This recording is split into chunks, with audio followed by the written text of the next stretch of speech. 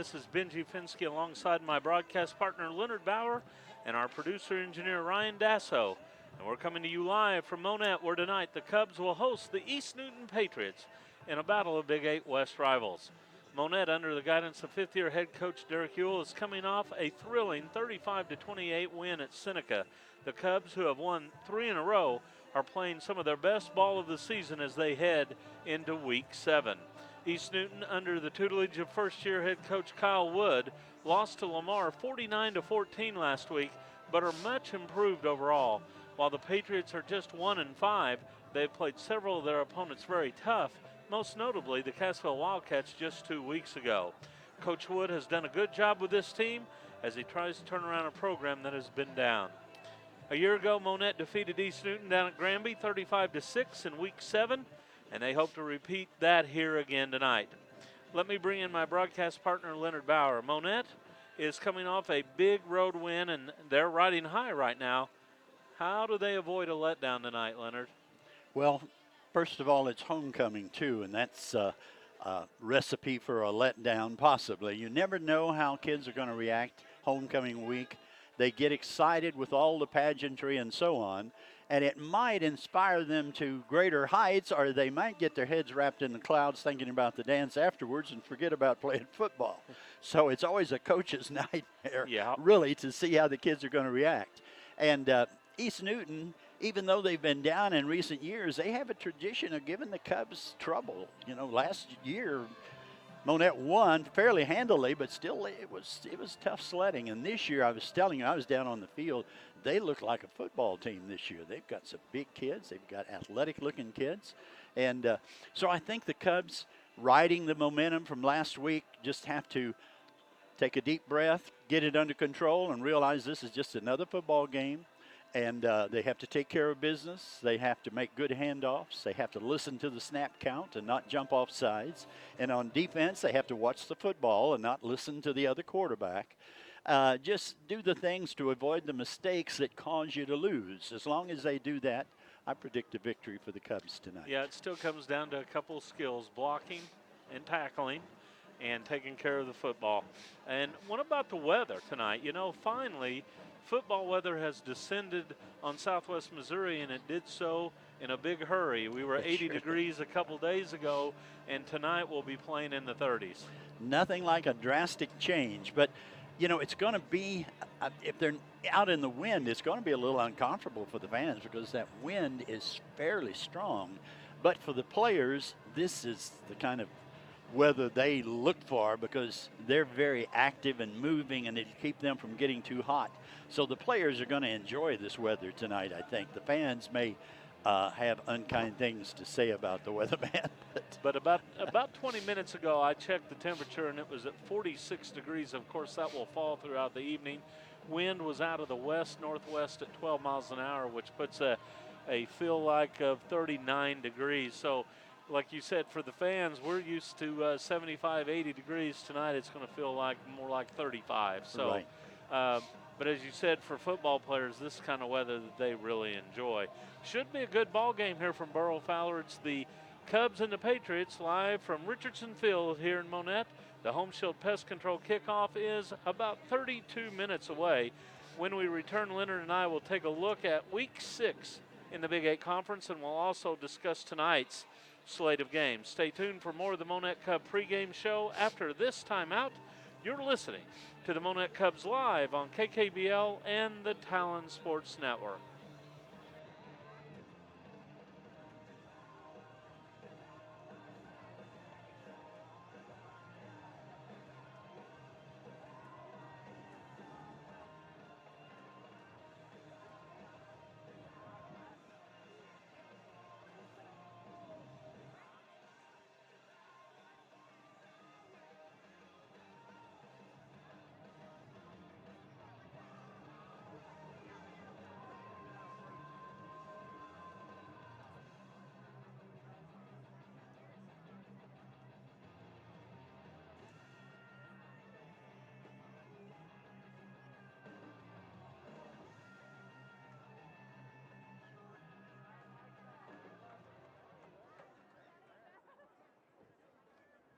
Ladies and gentlemen, welcome to Monett High School Homecoming Coronation.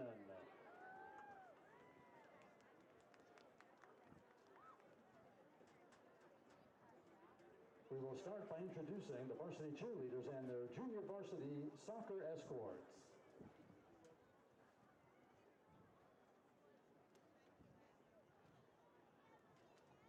We'll begin with freshman cheerleader Carly Hartman, escorted by senior cheerleader David Amos.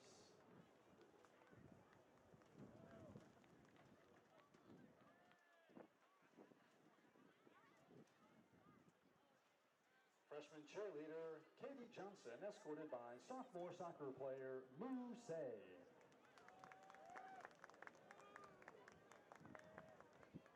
Sophomore cheerleader Espen Crockett, escorted by sophomore soccer player Maceo Villa. Sophomore cheerleader Anna Kruger, escorted by sophomore soccer player Cade McCullough. Sophomore cheerleader Sydney Mills, escorted by sophomore soccer player Jose Yax. Sophomore cheerleader Madison Williams, escorted by sophomore soccer player Riley Dierker.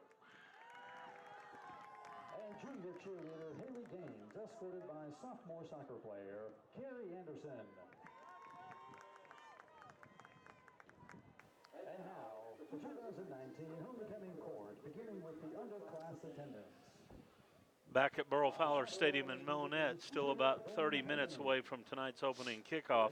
As Leonard mentioned, tonight is 2019 homecoming, and congratulations to the homecoming court tonight. Natalie Turner, Judith Brayman Company, Brittany Hickerson, Joanna Bello, Lourdes Morales, and Ashley Karima. Congratulations to those young ladies as they represent Monett High School as members of the 2019 homecoming court. Leonard, you mentioned... Don't be prejudiced. Announce the king candidates too, Benji. Well, we should say that the gentleman that will be part of the homecoming court is also Brandon Majors, Ruben Durker, and Junior Villa. And if you get a chance... Man, they put together a really nice program. That's here at a Monett classy-looking program. I agree. It really is. And the entire homecoming court pictured in color on the front. And congratulations to those young ladies and young gentlemen for being part of the homecoming court tonight. And as you mentioned, Leonard, you never know what you're going to get with homecoming. You might get an unbelievable effort, or you might just get a dud. Right. You just don't know for sure. Now, the Cubs coming off a huge game last week. We take a look at the Big 8 from a week ago. Cassville traveled to McDonald County. It was all Wildcats, 48-6 in that one. Hollister traveled to Reed Spring. The Wolves won that one 35-14. Lamar traveled to Granby to take on East Newton. Lamar 49, East Newton 14. Marshfield all over Nevada at Nevada 38-6. Monett a 7-point winner at Seneca 35-28 in what turned out to be the game of the week in the Big 8.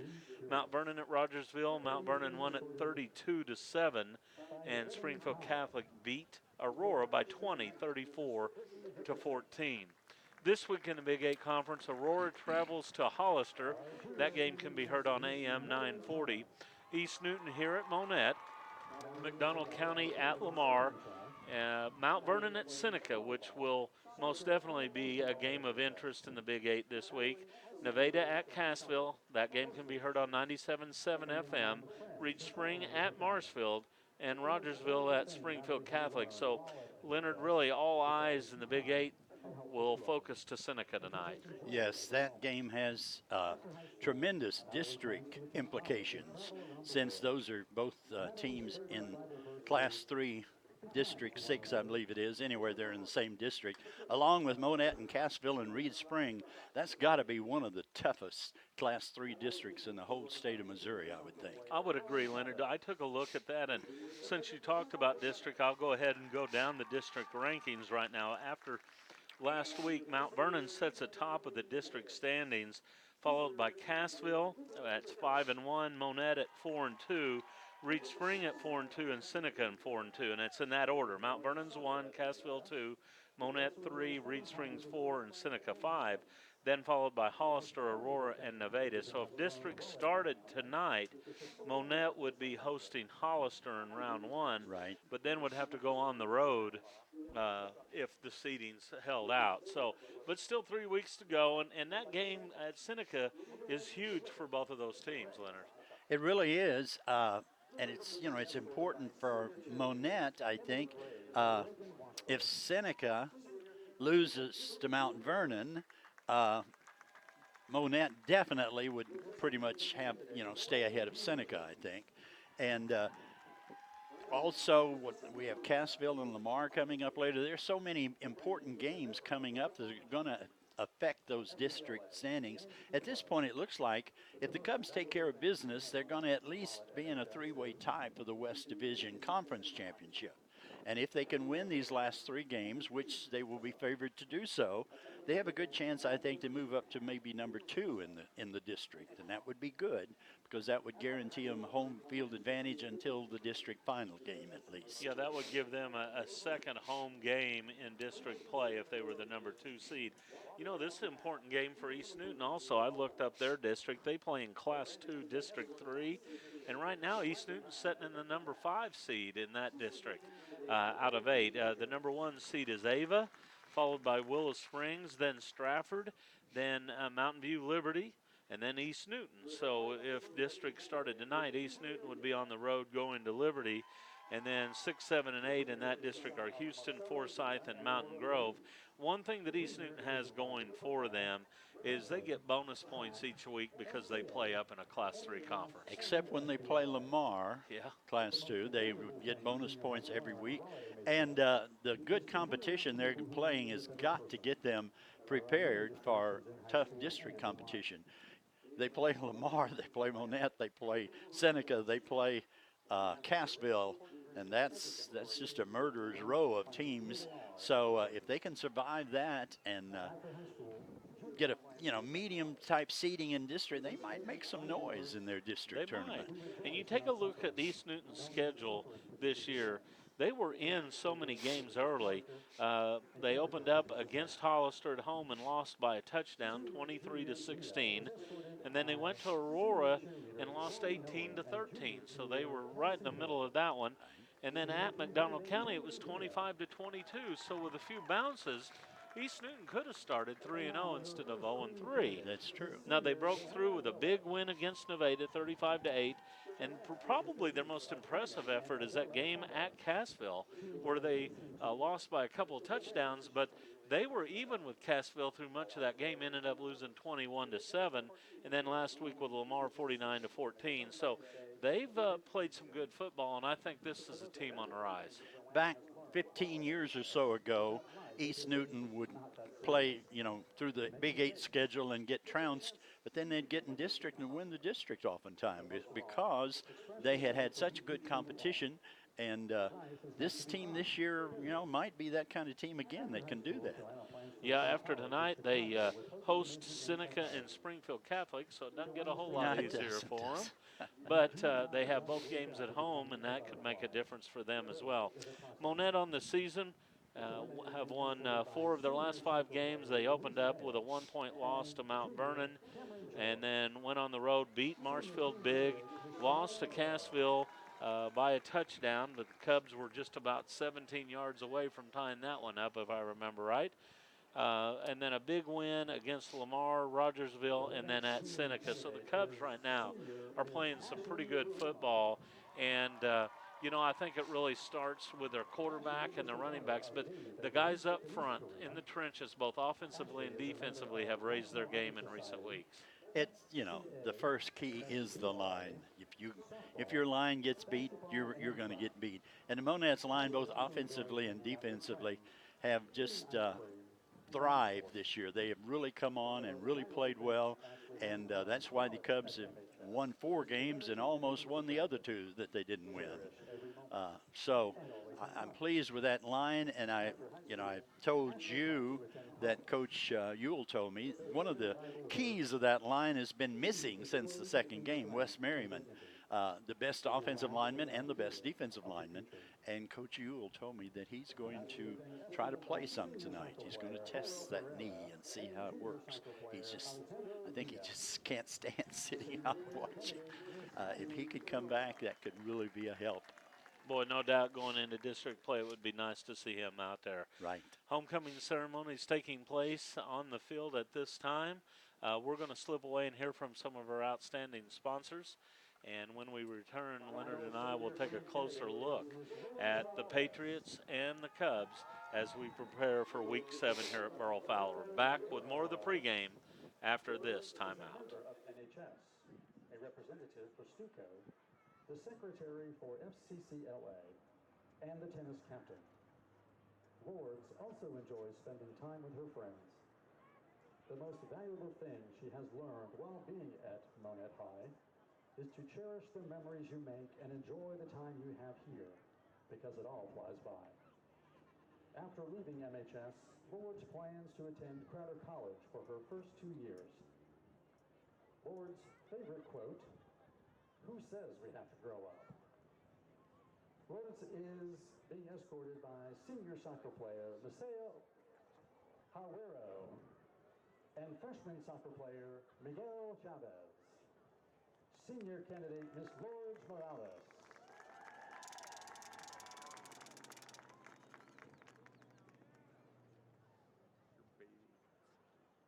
The 2019 MHS homecoming attendants will now receive their flowers and gifts.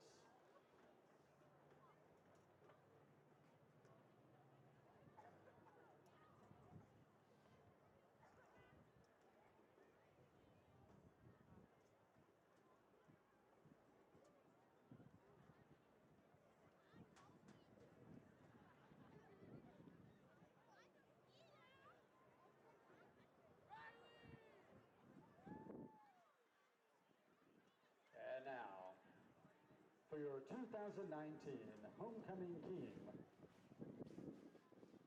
Mr. Junior Villa.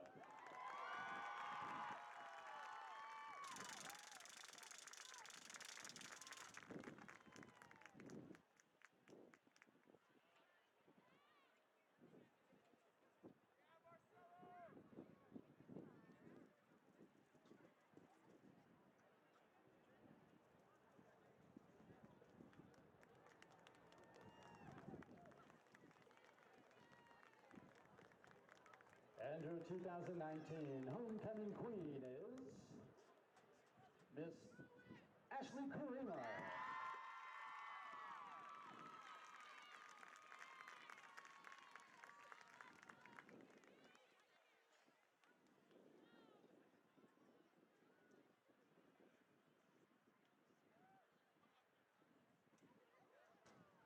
Ladies and gentlemen, your 2019 Monett High School Homecoming King and Queen and their corps.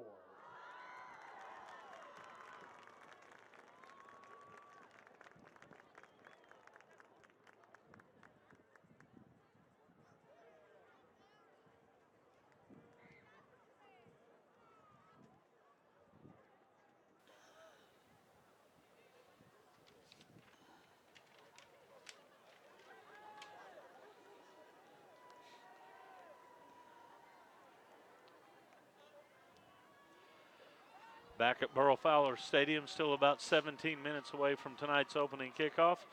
The homecoming coronation coming to an end. Congratulations to the King, Junior Villa, and the Queen, Ashley Karima, as they were just notified moments ago. So congratulations to both of those kids here at homecoming. Beautiful night for football as temperatures are dropping into the 30s, but not a cloud in the sky. And not quite a full moon rising to the east, but almost a full moon. And the wind starting to settle just a little bit. It's blowing out of the west-northwest at about 8 to 10 miles an hour. Leonard, you know, coming down today, I noticed lots of water standing in the fields and ditches and around. It makes you thankful that they're able to play on artificial turf here at Monett. Isn't that something to be thankful for? If it wasn't this, it would be soft. It would get really muddy by the second half. players would be slipping and sliding, and we couldn't read their numbers for all the mud on. But tonight we play on this nice turf field with no mud and all clean and dry, and it's, yes. Yeah, well, the kids here at Monett very fortunate to have the facilities that they do have. But, you know, lots of rain in the area last night. Thankfully tonight, the rain is away. All we're dealing with is cooler temperatures. The Monett High School band on the field. We're just seconds away from tonight's national anthem. That's a cue for me to slip away and hear from some of our sponsors. And we'll be back with more of the pregame after this timeout. Presenting the national flag is Cadet Major Lindsey Butler. Presenting the state flag is Cadet Captain Tristan Bratton.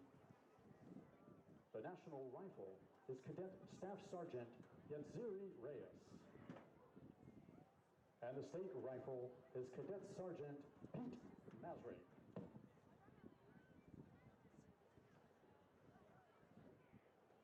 Please remain standing as we honor America, all those who have served or are currently serving our great nation, with the playing of our national anthem, being performed by the Monett Pride Band under the direction of Philip Soule and Todd Borgman.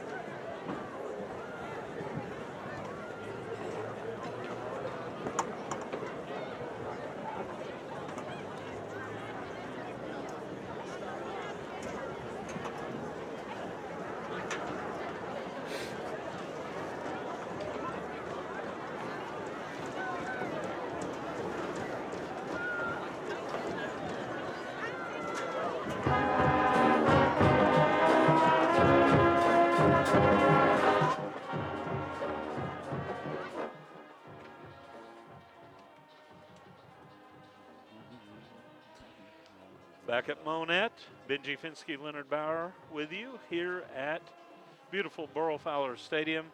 Just a reminder that you are listening to the Monett Cubs on KKBL 95.9 FM in Monett, Missouri. This game brought to you in part by Quick Draw Gun with hundreds of new and used firearms in stock. Quick Draw Gun is located just off Highway 60 in Monett at 601 South Kyler. Tonight's opening kickoff will be sponsored by Home Shield Pest Control. With over 20 years of industry experience, Home Shield Pest Control can tackle any unwanted insect or pest with an affordable, safe, and effective method. Be sure to call Daniel Vineyard at 772-4177. The first quarter of tonight's game is brought to you by Crown Double K Realty. When you want to buy or sell a home in the Monett area, rely on someone you've known and trusted for years. Be sure to call Whitey Metlock at Crown Double K Realty, just west of Taco Bell on Highway 60 and Kyler. Leonard, when we take a look at the Monett Cubs, we talk about the impressive line play, and they've really got a lot of threats on that offensive end. You take a look at Carter Brink this year is throwing 31 of 62 passing for almost 700 yards thus far. Brandon Majors, the leading rusher, 104 carries for 515 yards, so he's averaging 5 yards a carry. Umfleet averaging 7.4 yards per carry, only 36 carries, but 266 yards. And then Jamie Gwynn, 45 carries for 290. he's averaging a cool 6.4 yards per carry. So really those 4 guys are kind of the lead of this offense, but they run behind a very talented line. Yes, the line is where it all begins, but the Cubs just have a very complete offense. Those 4 backs that you mentioned there, you know, we would like for Carter Brink to be about 6 inches taller, and then he would really be dangerous. But even though he's small and, you know, has trouble seeing over the line, he throws the ball extremely well if he can see his receivers, and he's gotten to be a threat at the running, but, you know, as a running back this year too. He's had some very nice gains carrying the ball. Brandon Majors has just been great at fullback. Those 2 wings of Umfleet and Gwynn have just been superlative. So offensively, the Cubs, now their wide receivers, they haven't thrown to them very much. They've been pretty much decoys. But Junior Cavazos he's plays tight end or split end sometime, and he's made some really good catches. And Dylan Lynch is, they haven't thrown to him much, but he's an excellent receiver. So they've got the threat out there. They just, also the young Cavazos, Junior's younger brother, number 7, is a good receiver. He's had a reception or 2. So the Cubs they are a complete threat on offense. You know, Brink's completed 31 passes on the year. 28 of them, no, I want to get this right, 25 of them have gone to 3 receivers. Umfleet's caught 11 for 261 yards. Junior Cavazos has 7 catches for 176, and Dylan Lynch has 7 catches for 151. So 3 good receivers there, as you said, and then other ones spread out as well. Gwynn has 3 receptions. Gunnar Bradley has 1. Arnold Cavazos has 1. You know, a week ago down at Seneca, it was the same names we talked about. It was Brandon Majors who really took a lead last week. 23 carries for 112 yards. And then Brink and Gwynn had 2 touchdowns each. Gwynn finishes with 74 yards a week ago. But that was a complete effort, too. Yes, and of course, Umfleet returned the opening kickoff for a touchdown. So everybody on that offense is contributing, and they've just got to be a nightmare for the opposing defense to try to prepare for. Oh, really it is, and you have to pick your poison. Do you stop the inside running game of Majors, or do you concentrate on the wings trying to go Umfleet and Gwynn? And we've seen teams take one or the other away, but we haven't really seen anybody take both of those away. Right. So tonight, East Newton will have to decide which route that they're going to go, and I think what really makes that go is the senior quarterback that's been leading the team for 3 years. He really is able to read that defense and make the right decisions with the ball. Yes, he's done some good reads. He's made some good pitches, good decisions on whether to keep the ball or pitch the ball for the most part. You know, that's a high turnover prone situation when you're pitching the ball a lot, and if your quarterback doesn't make good reads, you can turn the ball over a lot that way. And it hasn't happened to Monett because Carter Brink has done a good job of reading, and when he pitches, he's made good pitches for the most part. And if we'd be critical in any way, the only thing that he might have done that you'd like to improve on is late throws over the middle. There's been a few passes I'm sure he'd like to have back, but other than that, he's been spectacular. And part of that is due to the fact that he can't see over those rushing linemen very well, so he kind of throws to a spot and hopes his receiver is there. Yeah. And if he's not, sometimes it's picked off. But again, the Cubs just doing really well so far. And this is an oddity somewhat tonight. 4 of the first 6 games, they played state-ranked teams. So now tonight, they don't have a team that's ranked in the top in the state. Actually, for the next 3 games, that's the case. So what you're telling me is Monett's tested, and they've come through just fine. They have. And tonight, the Cubs on the field first here. They're in their home purple jerseys trimmed in gold and white. The traditional M on the left side of their helmets, numerals on the right side. East Newton will make an appearance momentarily. They're in their traveling white uniforms here tonight.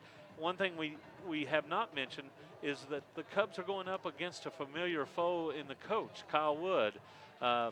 You know, when Monett made their run to state championship, Coach Wood was here, if memory serves me correct, but he's also coached at Cassville and at Neosho, Right. and he's been a part of some state championship teams. Yeah, he's only been gone, 3 years now. He knows some of these kids personally. He knows their abilities.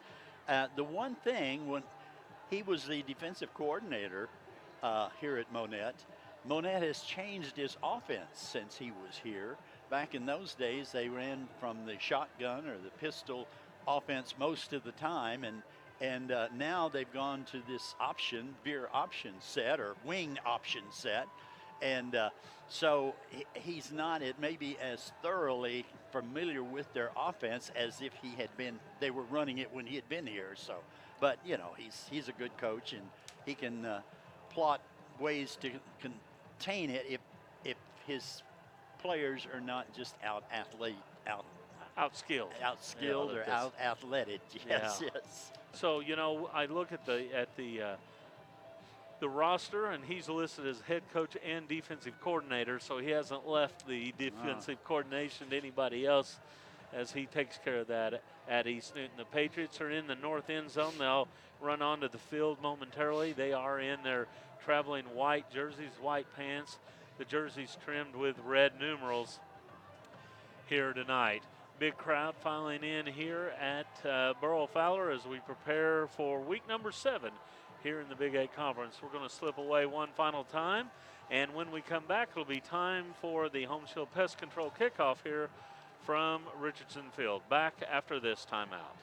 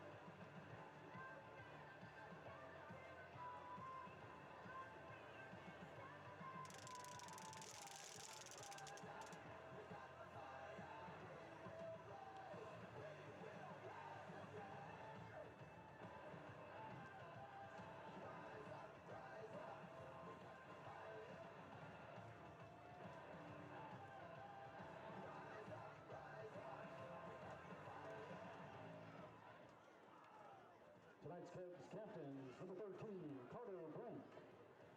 Number 35, Junior Villa. Number 53, Chet Butterworth.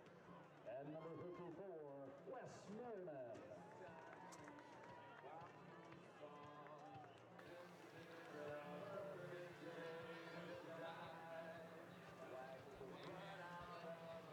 Back at Burrow Fowler, captains on the field tonight. We're just minutes away from tonight's opening kickoff. Those captains are Wes Merriman for a change, Chet Butterworth, Carter Brink, and Junior Villa. And they are meeting with 4 captains from East Newton as well as we approach kickoff here tonight. And one is a chilly but beautiful night here. And I'm checking here, temperature 46 degrees, 39. It's what it feels like as the sun descends in the western sky. And wind out of the west-northwest at about 10 miles an hour. But as I look at Old Glory right now, it's pretty limp, so at least the wind has died down here.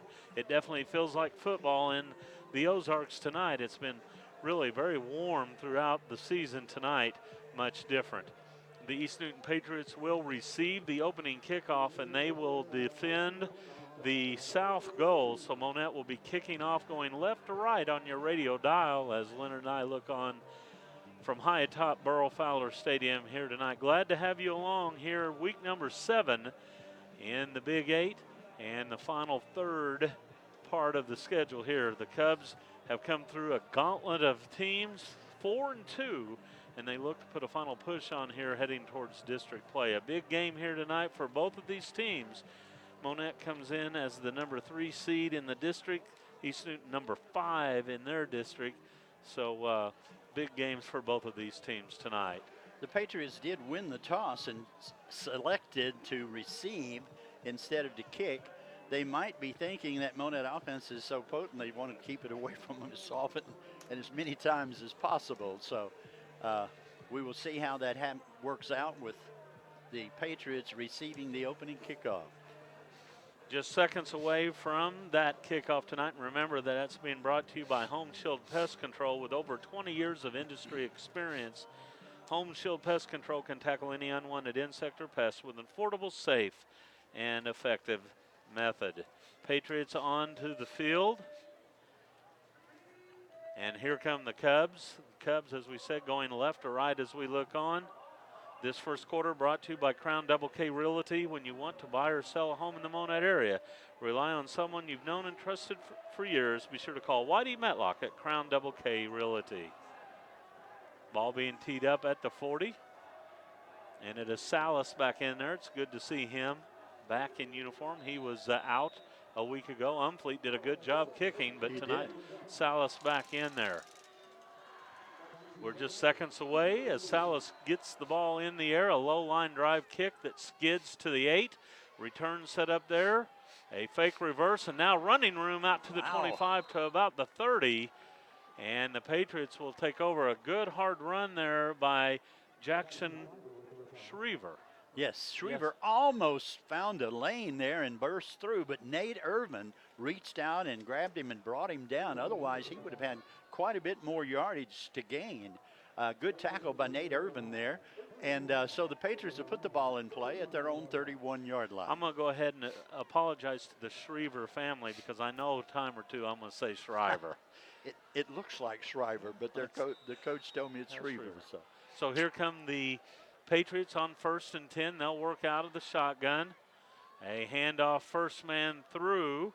That is Ryan Millett, and Millett has stood up after a short gain. He might have picked up a couple. It'll be 2nd down and 8. A host of Cubs there on the stop, led by Cole Davis. Gain of, what, shall we call it 2? About 2.5 almost, but a short 8 or a long 7 for the Patriots. Patriots are led by quarterback Jeremiah Stewart. Tailbacks are Millett, Zhang, and Moore. We'll see a lot of them here tonight. Out of the shotgun. Quarterback calls his own number. He's hit in the backfield and dropped immediately, so he'll lose a yard or two. Stewart was hit in the hole, losing a couple yards. It'll be 3rd and 9. Harrison Merriman would have none of that and made first contacts behind the line of scrimmage. A loss of almost 2 on the play. We'll call it a loss of 1. 3rd and a long 9 for the Patriots. There's a live oak out there as well. Remember, we've broadcast East Newton for years, and there's always been a live oak. And there's always a Eust at Seneca, and there's always a live oak at East Newton. It's just the way that it is. Hunter Live Oak, a wide receiver. Stewart takes a high snap, back to pass. He's under pressure, throws downfield, has a man, but overshoots him. It looked like the wide receiver Schriever pulled up short there, and it falls incomplete. The Cubs were really lucky, because Schriever was behind Junior Cavazos, and he stopped. If he had kept running, the pass would have probably been right on the numbers. So the Cubs dodged a bullet there because their receiver got behind our defender and was just overthrown because the receiver stopped instead of keeping running. And that receiver, Schriever, now back as the punter. He stands inside his 20. Cubs giving him lots of respect as the pair of backs deep inside the 20. The punt nearly blocked. A high punt, but a short punt that hits at midfield. It takes a Patriot bounce inside the Cub 40 and will come to rest at the 36-yard line. Cole Davis came within an eyelash of blocking that punt. First, the snap was high, which broke the timing of it somewhat, and that gave Cole a chance to almost get it, but he just barely missed it. 33-yard punt with a roll, no return, so the Cubs will take over 1st and 10 at their 36. Their quarterback Carter Brink, running backs Majors, Umfleet, and Gwynn, and wide receiver Lynch out wide to the right. Gunnar Bradley at the slot on the right side as well. From the left hash mark, Brink takes the snap. He'll pitch near side. That's Gwynn. Gwynn hit and drives forward to about the 41-yard line. That'll be a gain of nearly 5 yards. Sam Stewart on the stop. I watched Wes Merriman on that play to see what, he looked like his first offensive play. He got downfield and didn't really have anyone to block, so he didn't have much contact on that play. But I hope his knee holds up, and I hope he can play the rest of the year because he's such an important part of this Cub team that they've missed the last 4 weeks. 2nd down and 5 for the Cubs. They come out in a traditional double wing now. Slot to the left. Here's Brink on a dive play. Majors 1st down and more. Down the middle he goes to the 30, 20, to the 10, and drug down at the 5. Jackson Shriver caught him. Oh, if Brandon was just a little bit faster, but a terrific run by Brandon. Shriver caught him at about the 4-yard line. They're going to spot it, so it's going to be 1st and goal for the Cubs from the 4. 1st down brought to you by Crown Power and Equipment, and the Cubs have entered the red zone, brought to you by J&B Trucking of Cassville. When you need to deliver results, call J&B Trucking at 847-1307. 55-yard run by Majors, right down the middle of the field, down to the 4-yard line. So it's 1st and goal from the 4. Brink will work under center. He gives to Umfleet running left. Cuts it up to the 4, to the pylon. Touchdown Cubs. Umfleet from 4 yards out.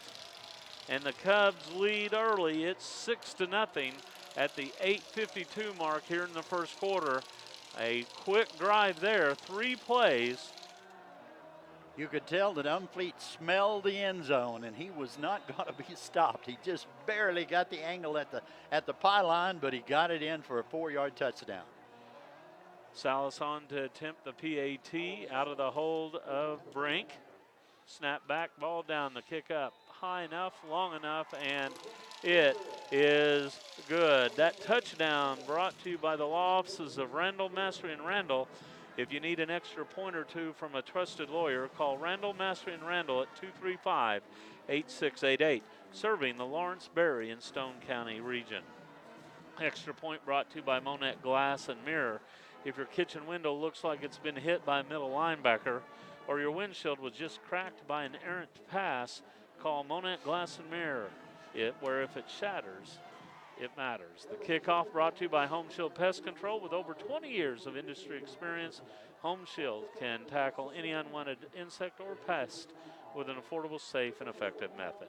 Well, good start. Cubs came out looking sharp. Looked like they were ready to take care of business, and they did on that first drive. So it's a very promising beginning for the Cubs. Salas will tee it up at the 40, and Cubs with a quick lead, 7-0 here at homecoming 2019.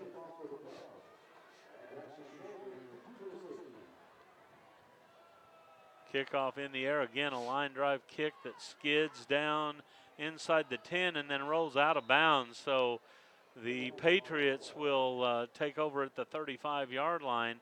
That kind of took a weird kick there to the sideline as it rolled out at the 10. That was quite a break for the Patriots. If it had not gone out of bounds, their receiver was going to pick it up late and have a lot of prospective tacklers in his face, but it took a sharp left turn and went out of bounds, and so they'll get it at the 35. But a good break for the Patriots. It was a good kick. It didn't look like it was going to go out of bounds, but you never know what that football is going to do when it hits the ground. No, it's not a round ball, and it will take crazy bounces being an oblong ball.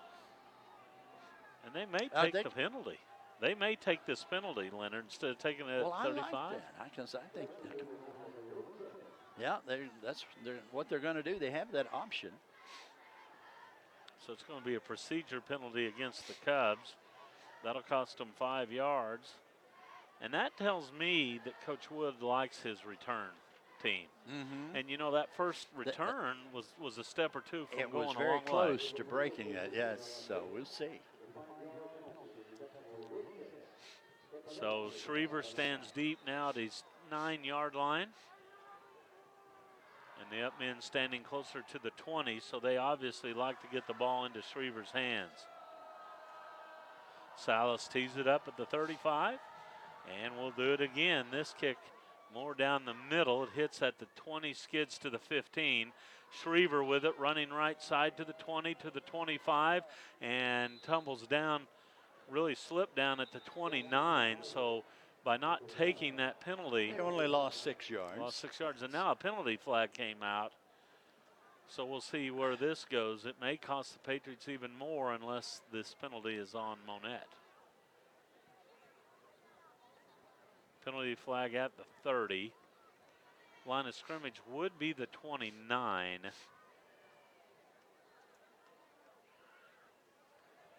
I have a hunch this is going against the Cubs. Well, there were 2 players sort of almost, pushing and shoving after the play there, one Cub and one Patriot.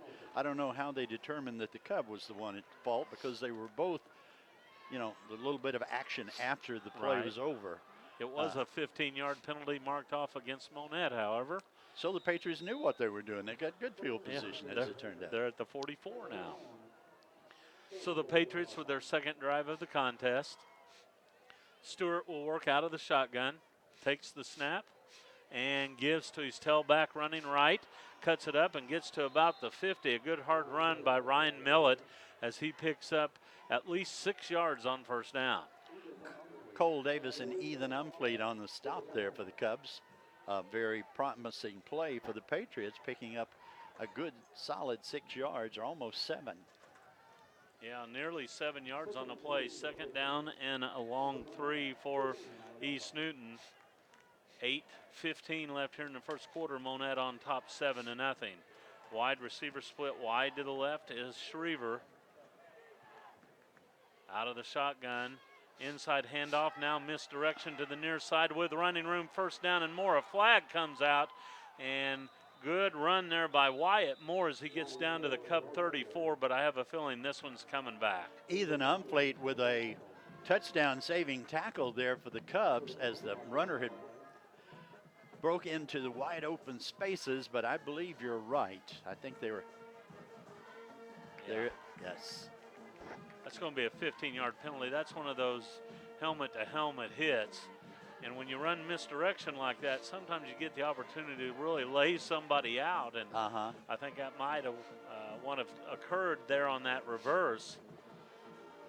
But they're going to mark off a 15-yard penalty against East Newton on what we used to call blindside hits. Right. So instead of a first down for the Patriots, it's going to bring up second and long, almost second and 14. The Patriots would have had the ball at the Cub 33. Instead, they'll snap this one from their own 40. And you're right, Leonard, second down and 14. So both teams have had 15-yard penalties now so far in this game. Patriots come out with a wide receiver split wide right and another to the left side. Quarterback Stewart will give to his tailback, who swallowed up. Millett that time unable to move the ball forward. He'll be thrown for a loss of 3. Tanner Wright and Cole Davis on the stop for the Cubs. A loss on the play is going to bring up third and about almost 17. Ball resting at the Patriot 37-yard line. Third down and long. Cubs show a 3-man front, 4 linebackers, 4 defensive players in the backfield. Out of the shotgun, back to pass. The quarterback rolls right, flips it right, and Wyatt Moore unable to come up with a reception, so that'll bring up 4th down and 17. If he had caught the ball, they could have gained some yardage, but Junior Villa and Cole Davis were coming over in that area, so probably wouldn't have gotten close to a first, but they could have had some significant yardage if the receiver had held on to it, but he couldn't find the handle. 4th and long, Schriever on to punt it away. His first punt netted 33 yards, standing at his own 25-yard line. Cubs might be looking to go after him here. And a flag comes out here. It's procedure against the Patriots. So someone moved up front, so that'll cost them 5 yards. Normally Monett comes out with 2 men deep. Well, sometimes they have 2, sometimes they have 1. I've never figured out the pattern exactly there, but probably you're right. If they're going to try to block it, they probably just have 1 back. And it looks like they're prepared to try to block the punt. Snap back is a good one. The kick away, and it's a short kick off to the right side, and it takes a Cub bounce. And this one's going to go back to the line of scrimmage, Leonard. So that punt goes for no yards. I'm sure that pressure from the Cubs probably had something to do with that. There were 3 Cubs very close to the punter when he punted it, and the ball went straight up in the air almost, went about 10 yards downfield, and then rolled back to the line of scrimmage. So yeah, net of 0 on that one. No yards on the punt, no yards on a return. So the Cubs will have it at the 33-yard line. So a short field to work with here. Brink under center running the option. Gives to Majors. Right up the middle he goes. He'll have a first down and more down to the 20-yard line. Majors bulldog there, finally brought down by number 11, Jackson Schriever, with some help. But Majors is running wild right now. Yeah, 68 yards on a couple of carries, and that first down brought to you by Crown Power and Equipment north of Monett on H Highway. Monett's Kubota dealer. Discover the power of orange. Cubs into the JMB red zone as well. 1st and 10 from the 20. Brink will work with over 20 years of industry experience. They can tackle any unwanted insect or pest with an affordable method. Be sure to call Daniel Vineyard at 772-4177. And let's remember that the first quarter of tonight's game brought to you by Crown Double K Realty. Be sure to call Whitey Matlock at Crown Double K Realty just west of Taco Bell on Highway 60 in Kyler. So 7 minutes into this game, the Cubs have scored twice, up 14-0. Salas boots it away. High, deep kick comes down at the 12. Return to the 20, to the 25, and out to the 26, and that's where the Patriots will take over. First contact there by number 20, Miles Lanning, but he actually ran over Miles and had to be tackled. Miles would have caused the ball carrier to fall, but he ran over Miles and fell about 2 or 3 yards further down the field. A good return, but still good field position for the Cubs because it's inside the Patriots' 30 that they're starting at their own 27. So the Patriots looking to get things going, looking for their initial first down of the game. They come out with 3 receivers, 2 to the right, 1 to the near side. Jeremiah Stewart will work out of the shotgun. He'll flip it back to his tailback Millett, and Millett with a good hard run out to the back to pass. Throw to the right side. That's Schriever who makes the catch but is knocked down immediately after a gain of 2. Junior Cavazos was all over that play, and as soon as the receiver caught the ball, Junior put him on the ground. A slight gain of about 3 on the play, or 2, brings up 4th and 5 for the Patriots. So the punt unit on for East Newton. Schriever back, standing at about his 19-yard line. The Cubs with Umfleet and Cavazos back deep. Kick away, good kick. Cavazos takes it and is knocked down immediately at the Cub 35-yard line. Number 33, that's Sam Stewart on the tackle. I think the Cubs were going to pull a handoff in reverse on that punt, but Stewart got to Cavazos before he could hand off to, I think it was Umfleet on the other side, wasn't it? Right. It looked like that might be what they were doing. It may have been Cavazos intended to keep the ball. But anyway, a fine tackle by Sam Stewart for the Patriots. A punt of 33 yards, no return for Monett, so they'll take over 1st and 10 at their 35-yard line, their third offensive possession of the night. Carter Brink looks over the four-man front, takes the snap, and he'll run the option.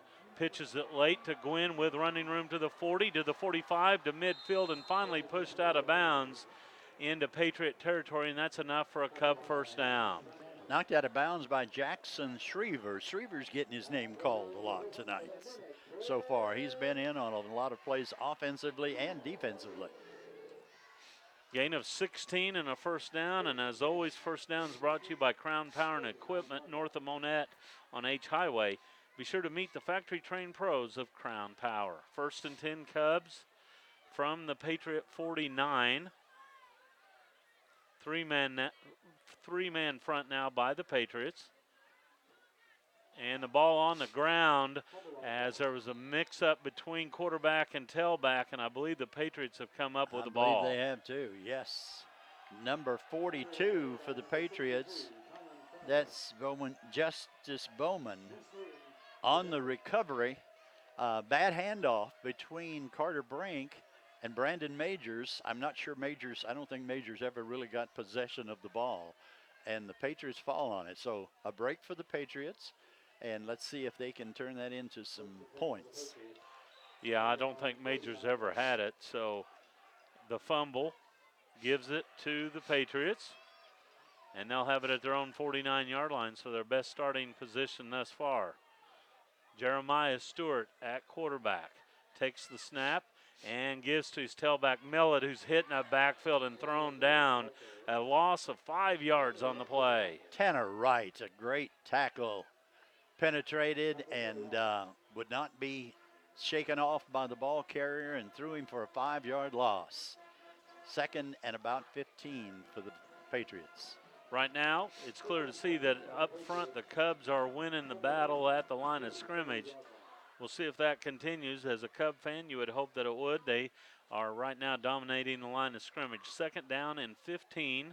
Patriots have it at their own 44. Wide receiver Shriver wide to the near side. Stewart out of the shotgun. Back to pass under pressure, and he is sandwiched. He is exactly what I was going to say, and that'll be a loss of another 5 yards. Nate Irvin and I think that Gunnar Bradley was in part of that too, but the poor East Newton quarterback had no chance. He rolled back and looked up, and there were two Cubs just hitting him from each side. That defensive front for the Cubs is Tanner Wright, Harrison Merriman, Junior Villa, and Brandon Majors, and right now they're dealing misery to the East Newton offense. Third down and long. Back to pass Stewart. Throws it deep right side. And this one is intercepted by the Monett Cubs. Is that Carter? No, who is that? It's Junior Cavazos. Junior Cavazos. I thought it should be Cavazos, but he looks so short. I thought it was Brink for a minute. Junior Cavazos with excellent coverage and went up to get the ball. The receiver tried to knock it out of his hands, but he showed some very good hands to hold on to that, Benji. He really did, and there for a second I thought maybe it was going to be a dual possession, but Cavazos maintained control. Right. And the Cubs will have it at their own 34-yard line with 1:16 left here in the first quarter. Monett on top 14-0. Carter Brink takes the snap, back to pass with time, throws left side. It's for Gwynn, and Gwynn unable to come up with the reception. It falls incomplete. Actually, that was an excellent pass, and it was coming directly over his head, so it was hard for Carter to really focus on it, but it went right through his arms. Brink threw it exactly where it needed to be thrown. He really did, and Gwynn was going down the left hash mark. He was actually kind of the slot receiver that time, and could not come up with the catch at the Patriot 30. Second down and 10.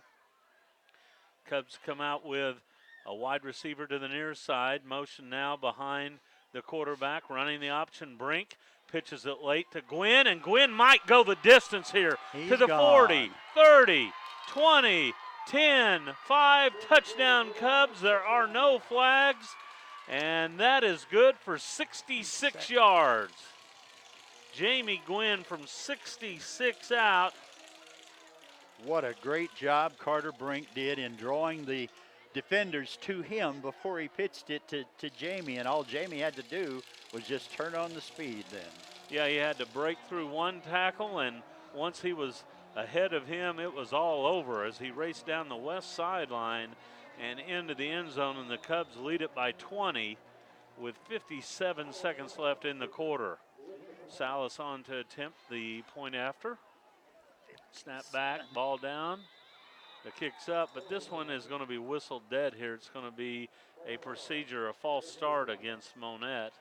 So that'll move them back 5 yards. And we'll do it all over again. 57 seconds left here in the first quarter. Monett on top 20-0. And now the PAT will come from the 15, which will be a 25-yard kick.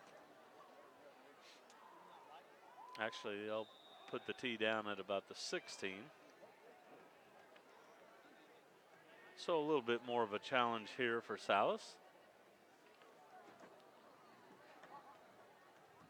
Snap back, ball down, the kick up. It's high enough, it's long enough, but it is no good as he misses it wide to the left. Yeah. So the Cubs lead stays at 20-0.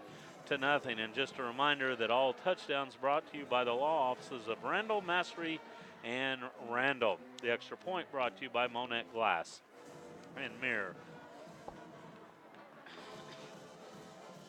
Just a reminder that tonight's first quarter brought to you by Crown Double K Realty. When you want to buy or sell a home in the Monett area, rely on someone you've known and trusted for years. Call Whitey Metlock at Crown Double K Realty. This game also sponsored in part by Quick Draw Gun, featuring Quick Draw Laser, custom laser engraving and marking right here in Monett. Call 354-8633 for more information. Well, while not perfect this first quarter, the Cubs have really put their imprint on this game in the early part, Leonard, up by 3 scores. Yes, they have. The only blemish was the fumble that they lost, but other than that, they have been pretty much perfect, both offensively and defensively. Yeah, the defense has been really dominant thus far. Salas tees it up at the 40. Kicking off for his 4th time here tonight. Kickoff in the air, comes down at the 10. Return set up there. Stewart running to the 25 to the 30, spins his way to the 35 and out near the 40-yard line. That is a good hard run there by Sam Stewart as he gets the Patriots in good field position. Devin Madrid and Tanner Wright on the stop, or no, 23. Alex Salas on the stop. But a good return by the Patriots, and almost again he was almost about to break into the open, so it's a little bit scary on the kickoff returns. 1st and 10 for the Patriots. Jeremiah Stewart remains at quarterback, takes the snap, and gives on a dive play to Millett. Millett plunges forward and will pick up a couple, and it'll bring up 2nd down and 8. He ran into a wall there of Ray Vialta and Harrison Merriman. Gain of a couple, 2nd down and 8. We're inside a half a minute left here in the first quarter. And the Patriots don't have to run a play here. They may elect to let the clock run out here at the end of the quarter. It appears that they're not in a hurry here. So we will come to the end of the first quarter with our score Monett 20 and East Newton nothing. We'll be back with second quarter action after this timeout. That's the end of our first quarter. The Monett Cubs 20, East Newton Patriots 0.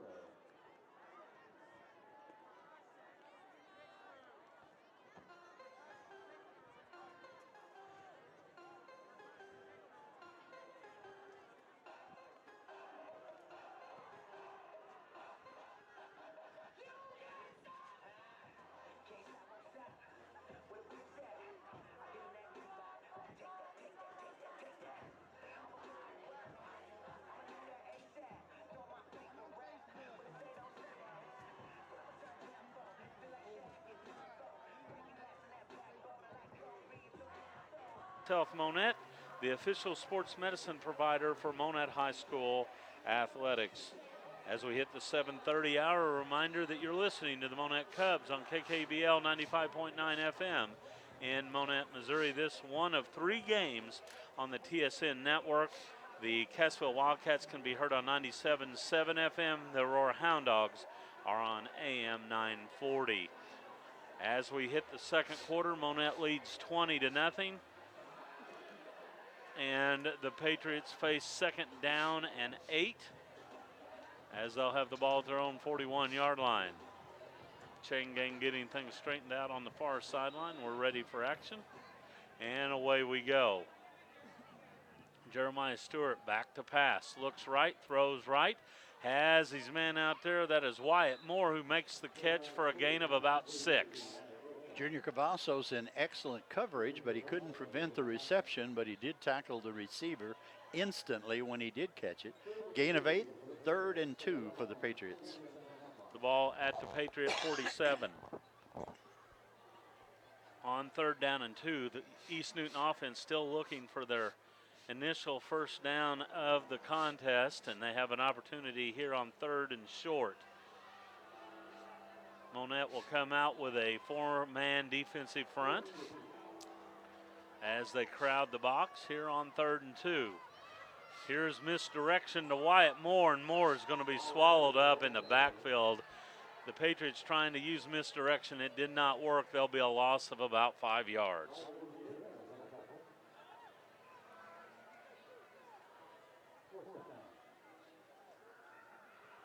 Gunnar Bradley and Harrison Merriman on the stop there, but the Cubs had everything covered. They faked to one man, they had him covered. Quarterback finally kept it, I think, and just got crushed. Everything. Cubs drove the offensive line back. Snap back to the punter. The kick is off the side of his foot. Again, a short kick that does take a Patriot bounce and will roll out near the 30-yard line. That had the makings of a really disastrous punt again, but once it hit, it did bound downfield for almost 15 yards, so it turned out to be a fairly respectable punt. 27-yard kick, no return, and Monett will take over 1st and 10 from their own 31-yard line. Thus far in the game, Majors with 68 yards. Jamie Gwynn with 87 tonight. Capped off by a 66-yard touchdown run. 1st and 10 for the Cubs from the 31. Brink will give to the second man through. Umfleet breaks a tackle, still on his feet, and struggles forward to about the 36-yard line, and that'll be a gain of 5 yards. Umfleet gained about 3 yards after he should have been tackled. He's very good at spinning out of a tackle. And finally he was brought down after a gain of about 5 yards. That was kind of a different look because Majors usually lines up as the lone tailback. Umfleet was the tailback that time. More traditional look here as Majors is the lone back. 2 wings, 2 receivers wide to the right. Here's misdirection to Price. Yes. And Price with his first rush of the season, if memory serves me right, and he will lose a yard on the play. Yes, that's the first time he's carried the ball. He's caught a pass before, but he hadn't carried the ball on a running play. But it didn't fool the Patriots. There's a loss of about 2 on the play, bringing up 3rd and a short 7 or a long 6 for the Cubs. Well, Trayvon that time kind of tiptoeing his way to the hole. Yes, and he wasn't sure what to do. Loss of a yard, 3rd down and 6 from the 35-yard line. Brink takes the snap, back to pass, throws right side, and it really goes off the back of the defender. It falls incomplete, bringing up 4th down. The pass would have been, it was there, except the defender ran between him and Ethan Umfleet, and the ball hit the defender in the back, actually. If the defender had seen the ball coming, he probably could have intercepted it. But Umfleet had gotten behind him, and he's hurrying to catch up, and the ball hit him in the back. 4th down, and the Cubs punt for the first time. Line of scrimmage at the 35-yard line. Snap back is a good one. The kick away is a short one. This one off the right side and will go out of bounds at the Cub 46, 47. They'll put him at the 46. That's a punt of only 11 yards. That time the Patriots returned the favor. Wyatt Moore was right in Umfleet's face. Umfleet should have punted the ball when he got it, but he took a couple steps, and by the time he punted it, Moore was there, and he had to punt it straight up to get it over Moore and got practically no distance out of it. A net of 11 yards, so the Patriots have great field position at the Cub 46. 8:53 left here, second quarter. Monett on top, 20-0. Pass over the middle is caught. The Cub defense there quickly to wrap up the receiver after a short gain, and the ball came out late, and that may be a turnover. Ray Villalta came up with the football, and I believe it's going to be the Cubs' ball. Now we're waiting for a call here. Now they're saying second down. They're saying second down. The only thing is they could have said that forward progress had stopped because the Cubs were, driving the ball carrier back. Could have gone either way. So we'll credit Jackson Shriver with a gain of 3. Cubs will remain on defense, second down and 7 from the 43-yard line. Jeremiah Stewart now 3 of 6 passing in the first half. Clock rolls with 8:20 left here before intermission. Stewart will work out of the shotgun, movement up front, and this is going to be a penalty on the Patriots as the tight end on the near side flinched, and that'll cost East Newton 5 yards.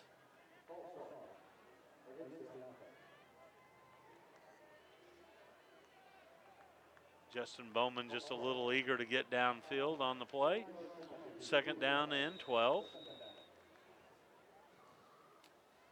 The ball resting at the Monett Cub 48-yard line. Shriver splits wide to the left as the lone wide receiver in this set. Stewart takes the snap. He'll pitch it left side to Millett. Millett running hard is driven out of bounds after a gain of about 3 yards. He ran over Trevon Price, but was finally knocked out of bounds by Cole Davis. Boy, he's running hard. You're right. He did He run over ran Trayvon. right over Trayvon. Trayvon was low. He just went a little lower. Yes. 3rd and 9 for the Patriots. Again, one wide receiver split wide to the left. That's Shriver. Back to pass. Intended for Shriver is picked off by Umfleet. Umfleet still on his feet is knocked down at the Cub 30-yard line. Finally brought down by the ever-present Jackson Shriver. But great defensive play there by the Cubs. They had 2 defenders there, and the ball would have gotten to the receiver, but Umfleet went up in front of the receiver and picked it off. So a turnover to the Cubs. Be 1st and 10 from their own 30. Cubs were putting some pressure on the quarterback up front, Ray Villalta, up in his face that time. 1st and 10 for the Cubs from their own 30-yard line. Carter Brink takes the snap. He'll give on a dive play up the middle it goes, and a short gain by Majors that time for 1 yard. It'll be 2nd and 9. Brendan Coburn, a 235-pound linebacker, put the stop to Brandon Majors that time. This is the first time they've held him to less than 3 or 4 or 5 yards at least. A gain of less than 1 almost. We'll call it 1. 2nd and 9 for the Cubs. Yeah, Majors had a 55-yarder, a 13-yarder, and now this one for a yard. 2nd down and a long 9. Brink looks over the defense, takes a snap. He'll pitch right side to Gwynn. Gwynn to the 30, to the 35, and somersaults his way out near the 37. They'll actually mark him down at the 36 for a gain of 5. Noah Brashears on the stop. It's going to bring up 3rd and about 4 for the Cubs. Ball put down at Monett's 36-yard line, resting on the right hash mark. 3rd and 4. Slot to the right side. Double wing formation for the Cubs. Brink takes the snap, and he'll call his own number, looking for the first down marker. He'll find it as he drives forward for a gain of 5. Number 2, that's Hunter Live Oak on the stop. Had me fooled. I thought he handed off to Brandon Majors. I thought the play was stopped, and all of a sudden Carter still had the ball and did a good job of driving forward enough for the 1st and 10. First down brought to you by Crown Power and Equipment, north of Monett on H Highway.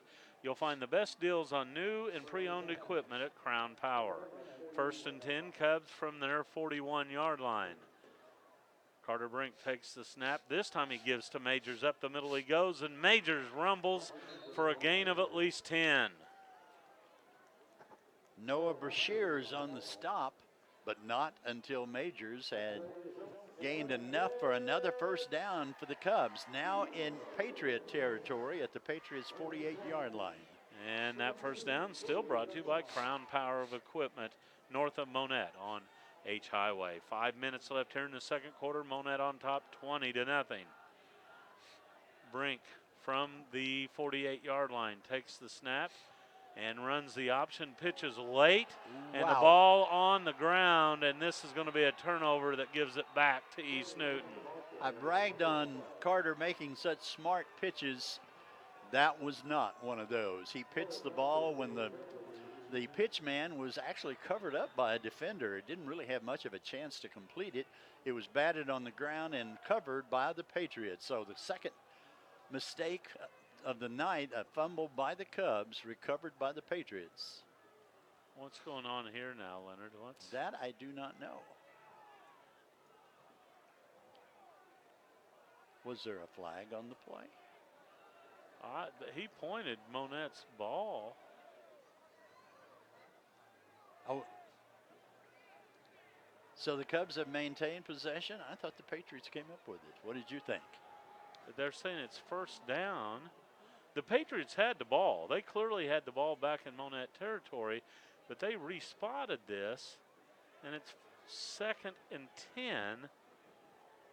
So no gain on the play, I guess. Maybe it was a forward. Jamie, I bet it was a forward pitch, which would make it an incomplete pass. Well, I don't know what the... That's the only thing that makes any sense. Well, they're saying it's first down now, Leonard. Oh, okay. So it's like it was no play whatsoever. So 1st and 10 Cubs from the 48-yard line. So we'll try it again, and Brink will run the option again. And this time he might go the difference. To the 30, to the 20, to the 10-5 touchdown Cubs. And that's a 48-yarder. Run.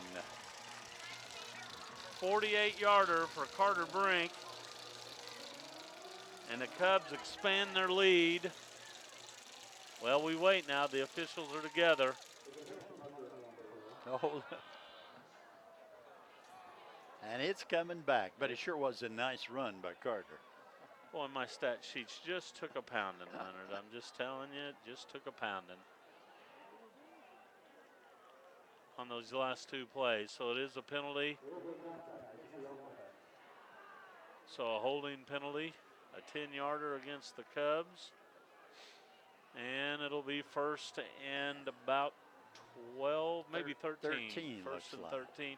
That penalty was downfield, so it was probably a wide receiver that was throwing a block. Very possibly, yes. Legal contact, 1st and 13.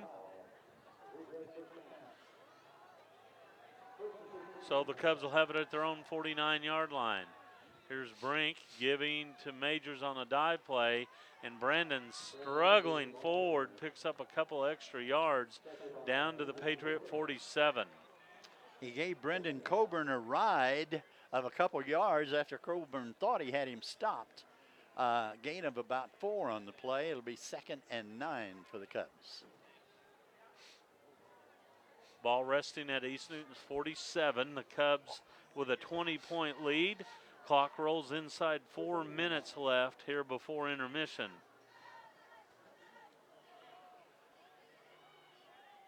Carter takes the snap.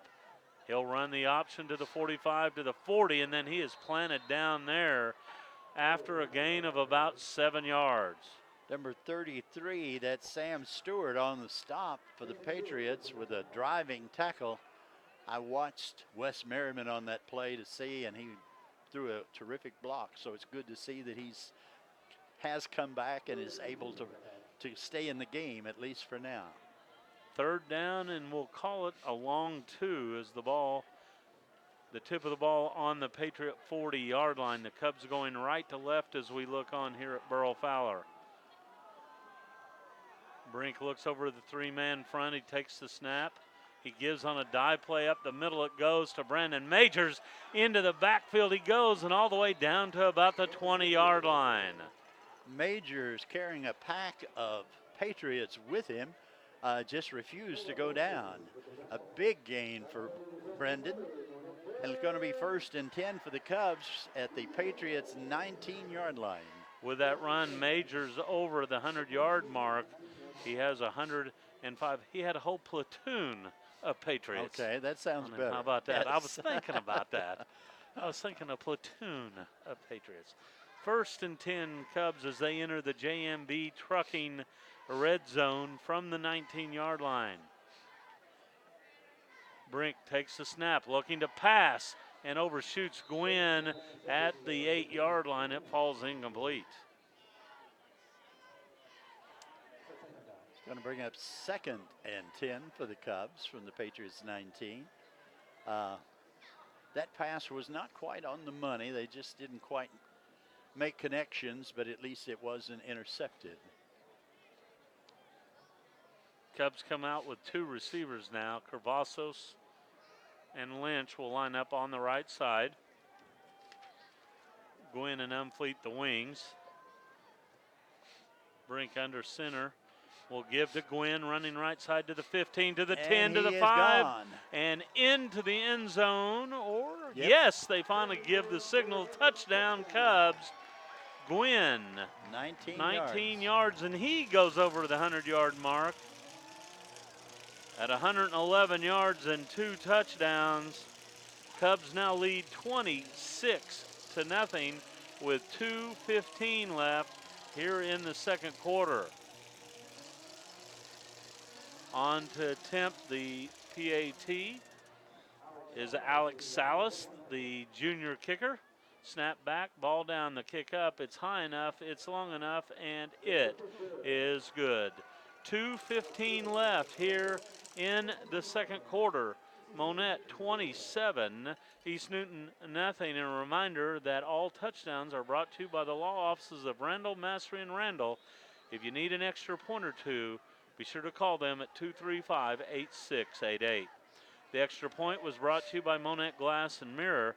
If your kitchen window looks like it's been hit by a middle linebacker, or your car windshield was just cracked by an errant pass, call Monett Glass and Mirror, where if it shatters, it matters. The upcoming kickoff sponsored by Home Shield Pest Control. With over 20 years of experience, Home Shield can tackle any unwanted insect with a safe and effective method. Be sure to call Daniel Vineyard at 772-4177. So all Cubs here in the 1st half as they lead 27-0.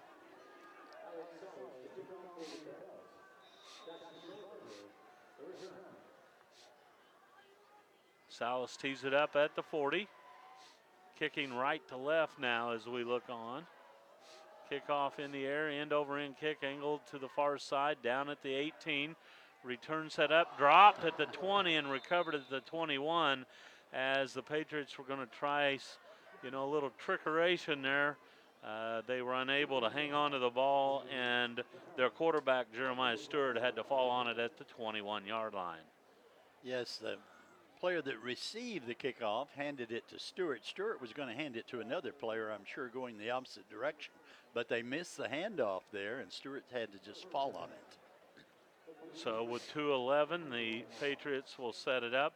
Still looking for their first down of the contest. Have it at their own 21-yard line. The quarterback, Jeremiah Stewart, Gets a high snap. He hands off to his tailback. That's Millet, who's swallowed up at the 16. That'll be a loss of 5. Junior Villa and Cole Davis on that stop for the Cubs. A loss of about 5 on the play. It's going to bring up 2nd and 15. Timeout on the field called by the Cubs. We'll keep it right here and remind you that the score of any contest is generally forgotten over time, but the actions of players, coaches, and fans may leave lasting impressions. The next time you attend a high school game, think of how you'll be remembered. Be sure to choose good sportsmanship. This message brought to you by Access Family Care, providing high-quality medical and general dentistry care throughout Southwest Missouri. Later tonight, Leonard and I will pick the player of the game, sponsored by Crowder College in Neosho. With over 50 years of successful graduates, Crowder College is committed to academic excellence. Crowder College, where you are the difference. A lot of candidates tonight, Leonard, for yes, the player right of the now game. I wouldn't know who to pick. I hope somebody steps forward in that second half. Here's a die play again to Millet, and Millet knocked down in the backfield again, and he'll lose another yard. Gunnar Bradley made first contact, I think, with some assistance from Harrison Merriman. As of right now, we'd almost have to pick a defensive player because the defense has been so dominant in this game, Jamie. Well, you're right. They have been good from the onset. 3rd down and long upcoming here, 3rd and 17. Cubs called another timeout. They'd like to get the ball back and maybe put some more points on the board here before halftime. The Cubs have shown the ability to score quickly, so if they can get it back with over a minute on the clock, there's a good chance that they might score. I'm doing a little quick math here. 8, 12, 7. At this point, East Newton's totaled 6 total yards of offense.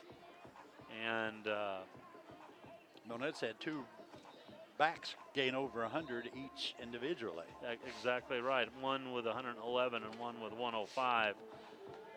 It's been tough sledding for the Patriots. You know, they've tried to keep it on the ground here and be true to their game plan, but they've had a hard time running the ball. 3rd down and about 17 from the 14-yard line.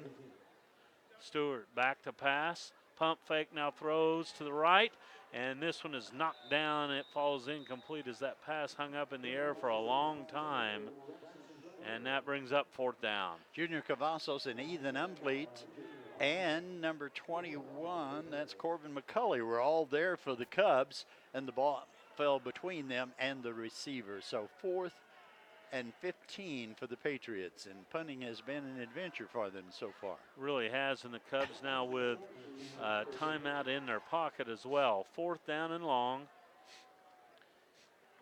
And Schriever stands back inside his 5-yard line. Line of scrimmage is the 14. Kick away is a good kick. Angled to the far side. And it is covered up finally by Gunnar Bradley at the Cub 44-yard line. Gunnar thought he was going to take it on the bounce, but he didn't get it, and it went to the ground. It could have been a free ball, but fortunately there weren't many Patriots there, and Gunnar was able to fall back on it. So nothing gained, nothing lost. It's going to be 1st and 10 for the Cubs from their own 44-yard line. Good kick, though, from Schriever as he netted 42 yards on that kick. 1st and 10 Cubs at their own 44-yard line. They'll come out with 2 receivers, 1 to each side. Miles Lanning wide to the right, Lynch to the near side. Brink takes the snap, fakes a pitch, rolls right, throws right. Has his men out there, but it'll go for little or no yardage. Number 42 for the Patriots, that's Justice Bowman in on that stop. That looked like a really sneaky play by the Cubs, but the Patriots weren't fooled at all. And there was a loss of 1 on the play. That was to Gwynn out there. Lost 1. 2nd and 11.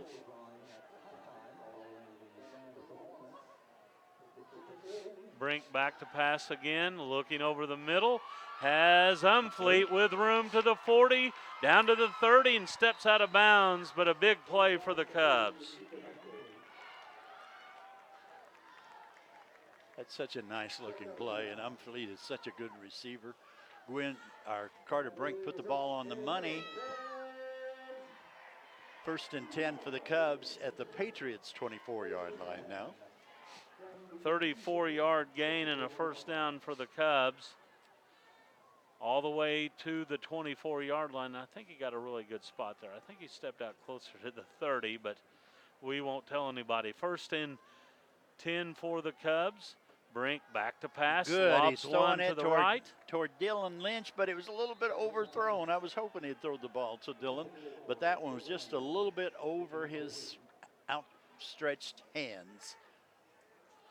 Incomplete at the 5-yard line, and the Cubs will face 2nd down and 10 from the 24-yard line. Still 54 seconds left before intermission. The Cubs on top 27-0 here at Homecoming 2019.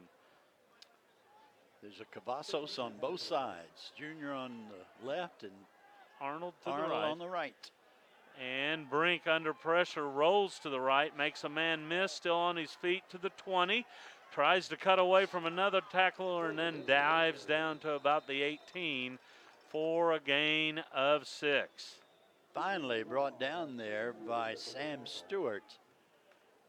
But Carter did a good job of turning a potential loss into a gain on the play. It's going to bring up 3rd and about 4. 3rd and 4 for the Cubs. A timeout on the field. We'll keep it right here. Monett exhausted their 3rd timeout here. 42 seconds left. So really this one you're looking at here, the Cubs can, they don't have to throw the ball here. They can still run the ball. And if they don't pick up this yardage, they'd still have plenty of time to kick a field goal here before halftime. So a lot of options for Coach Ewell and his offensive squad here. 3rd down and 4 from the 18-yard line when we resume action. I bet the temperatures are dipping into the 30s now. What do you think, Leonard? It's cooled down quite a bit. Boy, the flying has gone limp, hasn't it? The wind chill is a lot better than it was, at least. That's good. I've looked it up. 41 degrees here and feels like 40. So actually the feel like it's actually went up since kickoff. Right. 3rd down and 4 for the Cubs. Brink will go back to pass, setting up a screen to his tailback, Brandon Majors, and Majors able to get back to the line of scrimmage.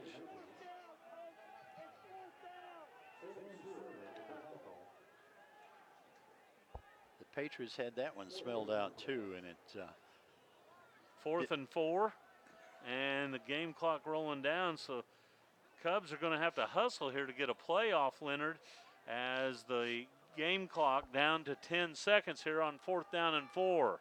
Brink under center, takes the snap, back to pass, flips it to Umfleet to the near side to the 20, and he steps out of bounds short of the 1st down. I believe that's going to be a turnover on downs. Yeah, I guess it is. You're right. Needed 4 and picked up about 2 on the play. So with 1 second left, the Patriots will take over. 1st and 10 Patriots at their own 16. So obviously they have time for 1 snap. And we'll head to halftime at that point. The Cubs on top 27-0. So that drive kind of fizzled at the end. Yes, it did. A couple incompletions and a couple short gains. 1st and 10 for the Patriots. As the quarterback takes the snap and takes the knee. And that will get us to intermission. Our score at halftime. The Monett Cubs 27, the East Newton Patriots nothing. We'll slip away. And when we return, Leonard will take a look at the first half scoring summary from Burrow Fowler Stadium in Monett. Halftime show after this timeout.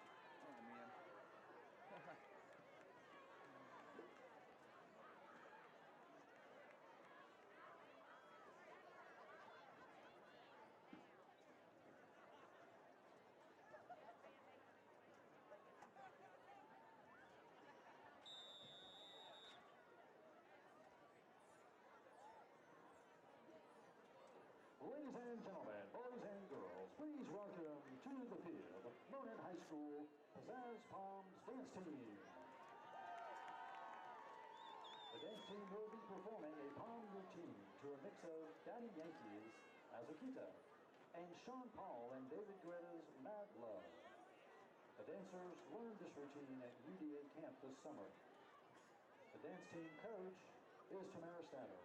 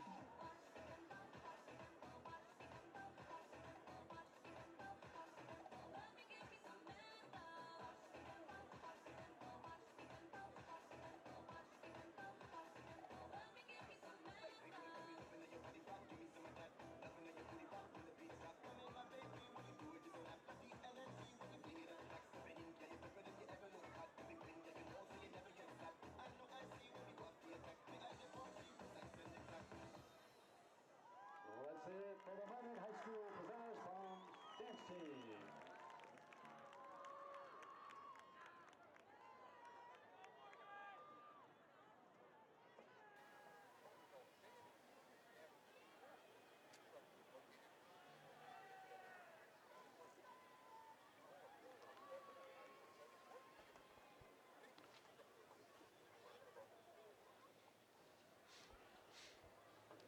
Back at Burl Fowler Stadium in Richardson Field here in Monett, our score at intermission, the Monett Cubs 27, the East Newton Patriots nothing.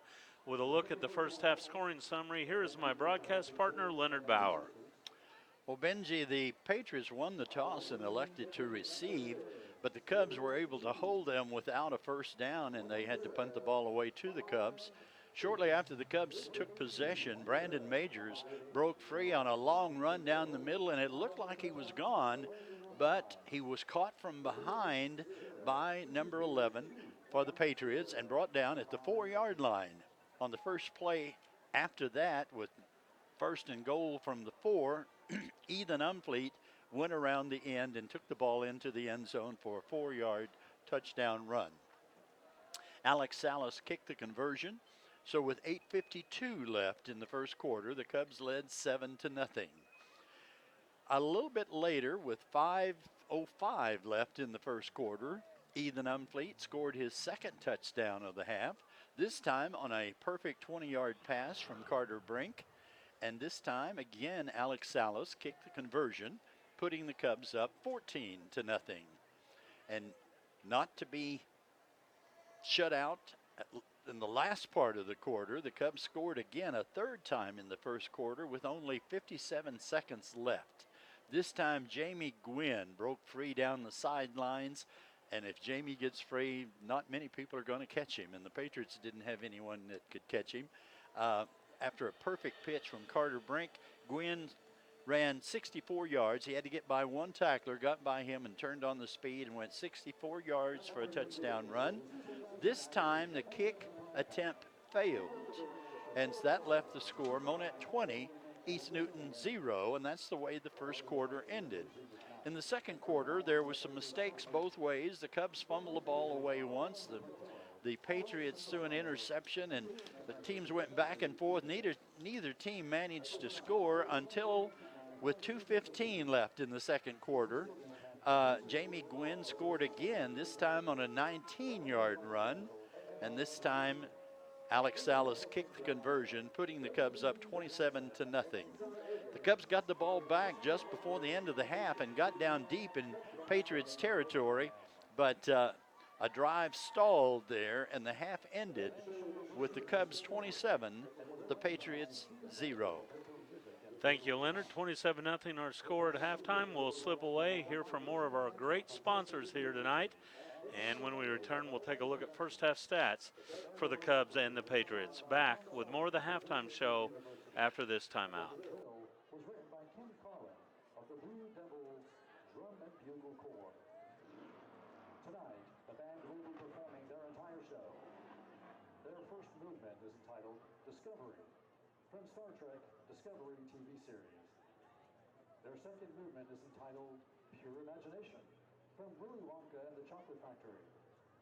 This arrangement was inspired by Drum Corps International's Santa Clara Vanguard. The last movement is Enterprising Young Men, which is from the new Star Trek movie series. Fans in the stands, please be advised that a portion of the show is played backfield, so please provide the Cub Pride Band your undivided attention. Thank you, and enjoy the show. Drum Majors, is your band ready?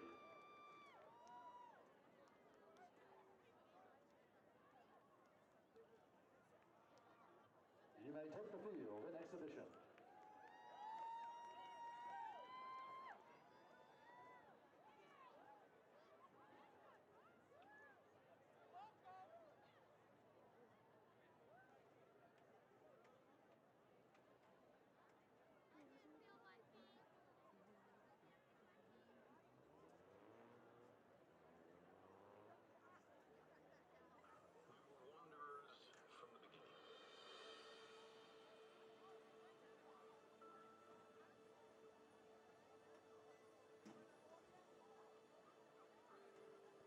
We were bounded only by earth, the ocean, the sky.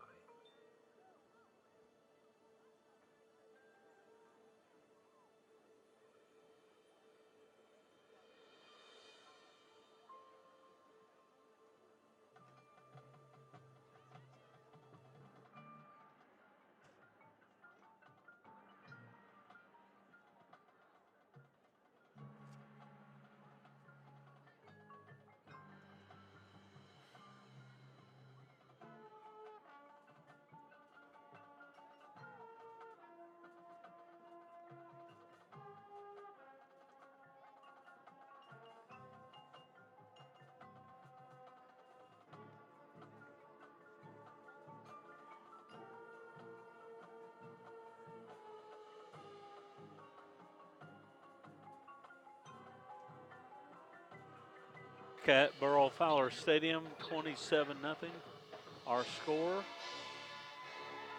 Cubs on top of the Patriots. And here's a look at the first half stats. First of all, for the visiting Patriots, East Newton ran the ball 14 times for -8 yards in the first half. Patriots were 3 of 8 passing for 11 yards. So total yardage given up by the Monett Cubs, 3 yards, Leonard. That's pretty impressive. That's domination. No first down for the Patriots, 2 turnovers, a pair of interceptions, 3 penalties for 25 yards, and 5 punts for a 28-yard average. Monett ran the ball for 18 times for 242 yards. They were 5 of 9 passing for 55 more. So Monett with 297 yards at halftime. They picked up 8 first downs. They had 1 turnover as they lost a fumble, 4 penalties for 35 yards, and 1 punt for 11 yards. Individually for the Monett Cubs, they were led in the first half by Jamie Gwynn, 111 yards, and Brandon Majors with 105 yards. Brink, 5 of 9 passing, as he hit Umfleet 3 times for 56 yards and a touchdown. So on the scoreboard, the Cubs lead by 27, and in the stat sheet, they are dominant here in the first half. We're going to slip away here for more of our sponsors. We'll be back with more of our halftime show after this timeout.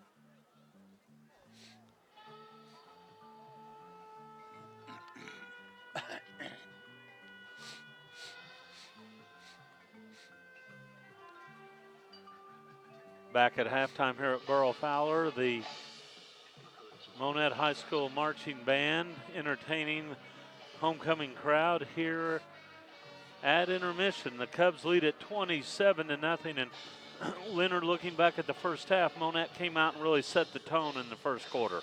Yes, they did. They started off on their first drive in a very businesslike way, handling the Patriot defensive line and broke free for some running plays and got on the scoreboard, and that's what they needed to do to get that momentum early. You know, they did make a couple of mistakes going through the second quarter, but their defense remained consistent.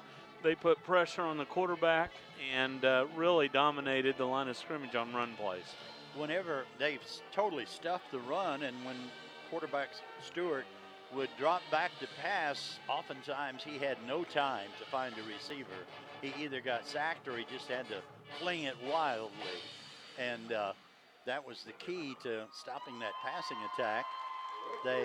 He showed that he can throw the ball a long ways. In fact, on one play, if their receiver had not stopped, they might have gotten a touchdown because he threw a really long pass. The receiver was behind the defender, but the receiver stopped and the ball went over his head. So, you know, he's attempted 8 passes in the first half. 5 of them have been caught, but the problem is 2 of them have been caught by the Cubs.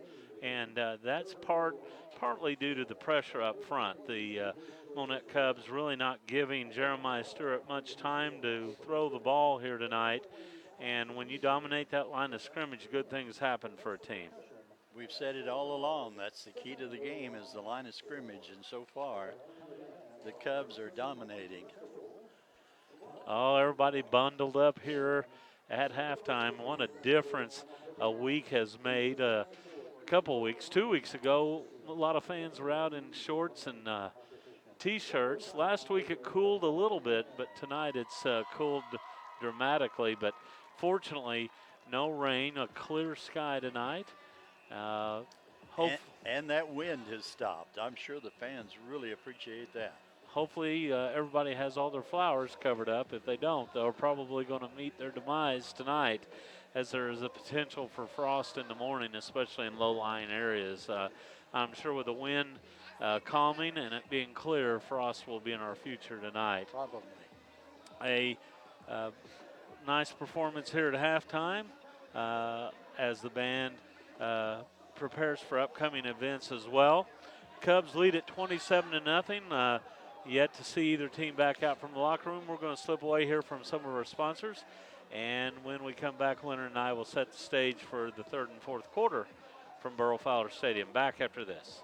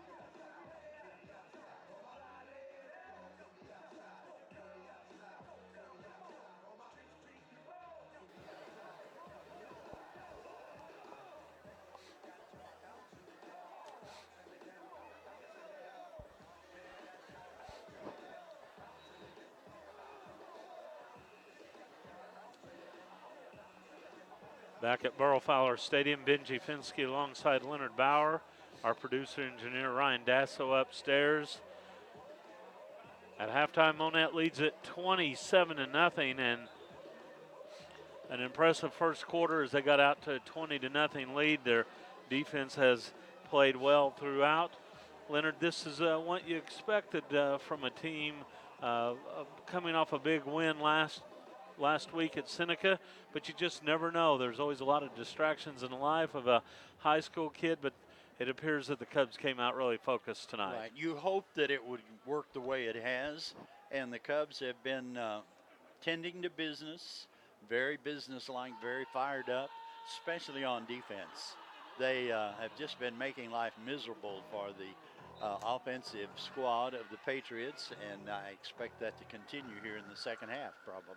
And you know, I think as this season goes along, more and more people in the Big Eight and then in that district, which is basically the Big Eight Conference, are taking notice of what Monett's doing. You know, Monett does have a couple of early season losses, but right now Monett is playing as good a football as anybody in the Big Eight.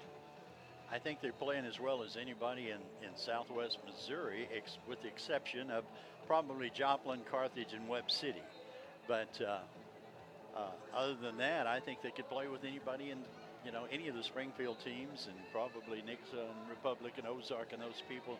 So I think they're as good, not necessarily better, but as good as anybody in southwest Missouri, except for Carthage and Webb City and Joplin. You know, and that's a high compliment because, you know, this is a team that came off a couple of rough seasons. You know, last year kind of turned things on in the second half, but now with a great opportunity to go 5-2 after tonight, and potentially 7-2 by the end of the regular season. And like you said, there are some other big games out there, including the one tonight down at Seneca, Mount Vernon at Seneca. We await the score in that one. It should be interesting to see what's going on down there at Earl D. Campbell Stadium. And then, of course, Cassville has to travel to Lamar in Week 9, and that will be a big game. Right.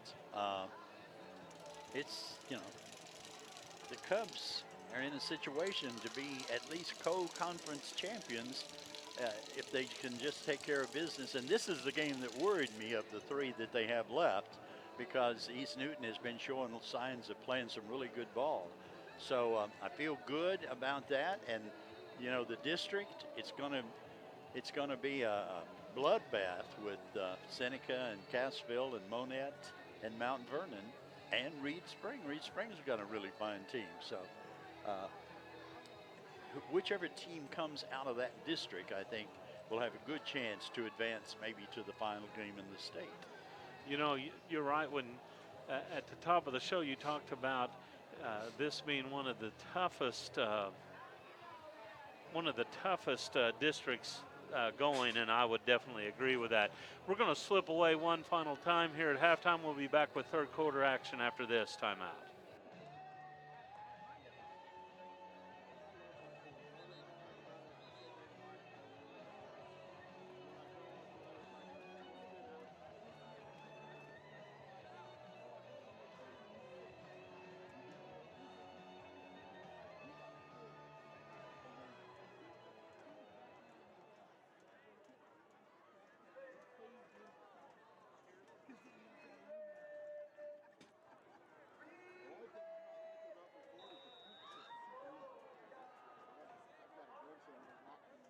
Jackson Schreiber to kick off for the Patriots.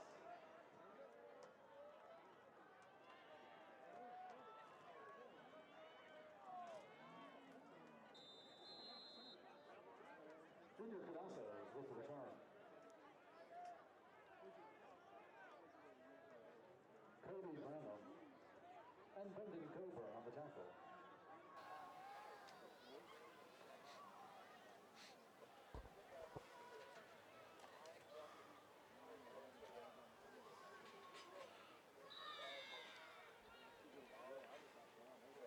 Test.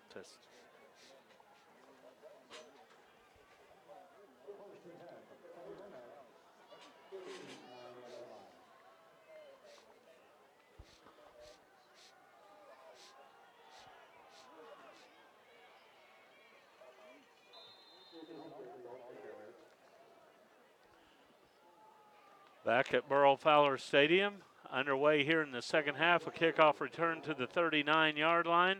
And on first down and 10, Umfleet able to run it out to the 45 for a gain of 6 yards. Umfleet should have been tackled for a loss of a yard, but he got away from that first tackler, wound up picking up 5 yards, almost 6. So second and a short 5 or a long 4 for the Cubs. Ball resting at Monett's 45-yard line.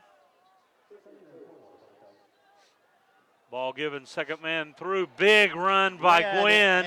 Gwynn to the 30, to the 25, 20, 15, 10, 5, touchdown. Right up the middle. Gwynn takes it 55 yards for the score.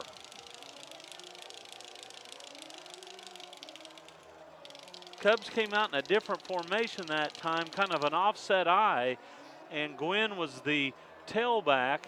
Following he's blocking up the middle, he basically ran through the defense untouched and scored from 55 yards out.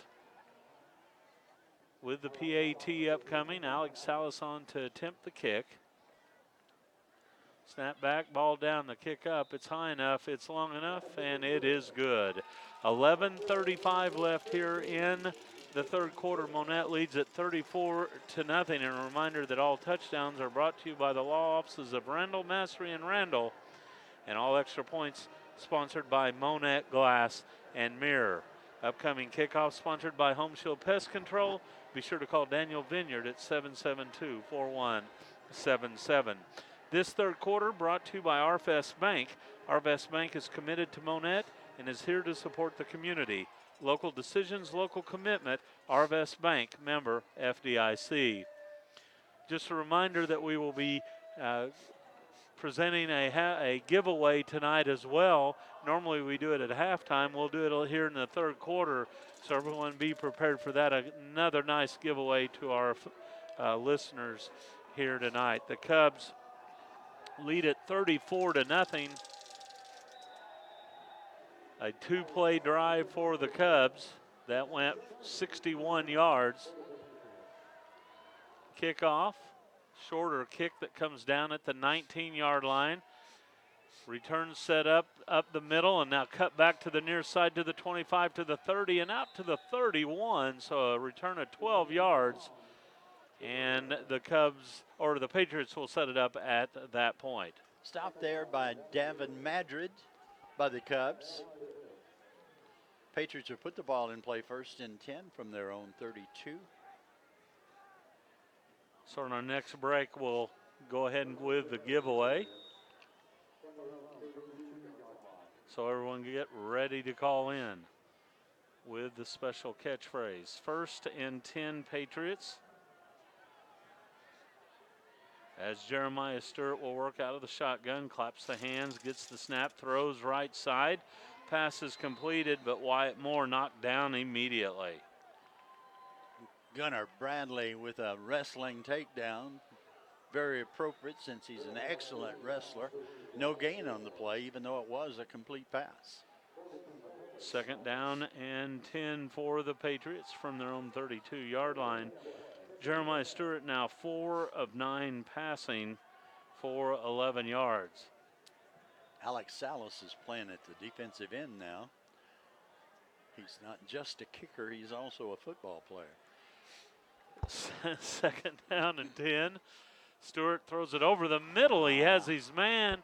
That was caught by Moore, and Moore will have the Patriots first down. Excellent pass there. Ethan Umfleet on the stop. But terrific pass by the East Newton quarterback. And as you point out, their first down of the night. Ball resting at the Patriot 43-yard line. It'll be first and 10 for East Newton. Two receivers wide to the right, one to the near side. Stewart will work out of the shotgun, and he will give to his tailback, Millett. Millett is wrapped up behind the line of scrimmage, and he will lose a couple of yards. The aforementioned Alex Salas on the stop for the Cubs.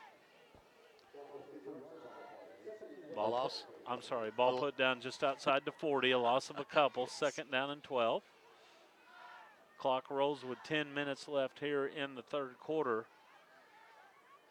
We're not in turbo clock right now. It needs to be a 35-point spread. It's 34-0. Cubs threaten blitz, and the quarterback running for his life is knocked down in the backfield. Wasn't looking to pass, he was looking to run, but he will lose about 5 yards. Tanner Wright grabbed him and slung him around, and Ray Villalta got there to help. So the poor quarterback had no chance whatsoever. Ball all the way back to the 36-yard line. So 3rd and 17 upcoming for the Patriots. They'll break huddle with 9:15 left here in the third quarter. 2 receivers to the near side, 1 to the far side. Movement up front, and this will be a penalty on East Newton as the right tackle jumped a little early, and it'll be 3rd and 22. Cole Davis actually instigated that. He moved up to as if he were going to blitz or rush, and that caused that tackle to flinch and raise up a little bit, and it's a 5-yard penalty against the Patriots.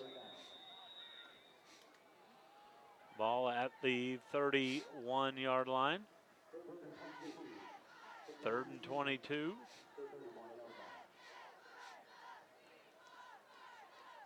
Stewart out of the shotgun formation and movement and again. Once again. This time a wide receiver jumping a little early.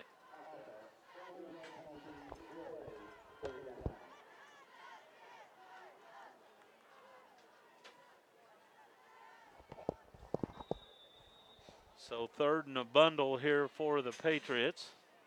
After back-to-back procedure penalties, 3rd and 27. And I don't know where you go in the playbook for that one. That's a tough call.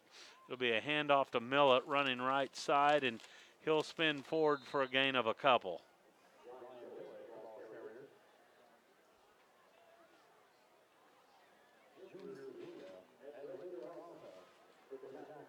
Ray Villalta on that stop. Going to bring up 4th down, isn't it? Or is this? No, it should be 4th down. Yes. They haven't changed the Is there a penalty? down marker. Maybe, I'm not sure. There. It must be. They're stepping off yardage against the Cubs. 15-yard penalty. Face mask against the Cubs. A late flag there, and it'll be 3rd down and about 10. That got the Patriots out of a deep hole. Really did. You're right. 3rd down and 10 from the 43-yard line. Stewart out of the shotgun. Will throw over the middle. Has his man. And they'll pick up about 8 yards. It'll be 4th down and 2. Carter Brink with the first contact. Helped out by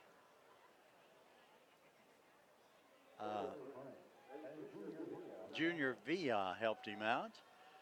It's going to be short of a 1st and 10. It's going to bring up 4th down and about 3 for the Patriots. They'll keep their offensive unit on the field. On 4th down and along 2, here come the Patriots. Back to pass, and the ball thrown backwards. That's going to be a turnover, I believe. Well, they'll call it an incompleted pass, even though it was actually a lateral, but it makes no difference. It was a 4th down play that went awry, so the Cubs will take over. Gunnar Bradley recovered it if they had called it a backward pass, which I think you're right. I think it should have been. But it was incomplete at any means, so the ball goes over to the Cubs, 1st and 10 from midfield. Ball right at the 50, so here come the Cubs on 1st down and 10. And I was hoping for a break in action there, but we're right back to action here. Dive play? No, actually, Brink will keep it himself, and he'll rumble forward down to about the 41. The ball came loose late, but he was already down. Should be a gain of about 8, maybe 9. We'll give him a gain of 9. It'll be second and a long yard. Noah Brashears on the stop for the Patriots, but a good gain by Carter Brink. You're right. Sometimes it's hard to tell whether he hands off or keeps the ball or what. It's because deceptive. Both guys carry out the fake so well. Second down and 1 for the Monett Cubs from the 41. Brink looking to throw. Hits his wide receiver. I believe that is Arnold Cavazos. Right. And he'll have the first down. Knocked out of bounds by Sam Stewart and Noah Brashears, but good play by the Cubs. First and 10 from the East Newton 33-yard line. A gain of 8. And Brink now 6 of 10 passing as he has hit 4 different receivers. So Cavazos with a gain of 8, and the Cubs have it at the 33-yard line. Wide receiver Lynch wide to the left. Double wing formation for the Cubs. Misdirection goes to Umfleet, running left. Could be a big play to the 25, to the 20, and he'll sidestep out of bounds near the 16-yard line. But there is a flag on the play, so this one may come back. Forced out of him by Jackson Shriver, but I think you're right. Holding against the Cubs. So that'll be a 10-yard penalty. There was so much wide open space there that you wondered about it, and probably holding had something to do with that. Umfleet had room to run and, raced out of bounds untouched after a gain of about 17, but it's all for naught as it comes back. Cubs will have it first and 15 from the 38.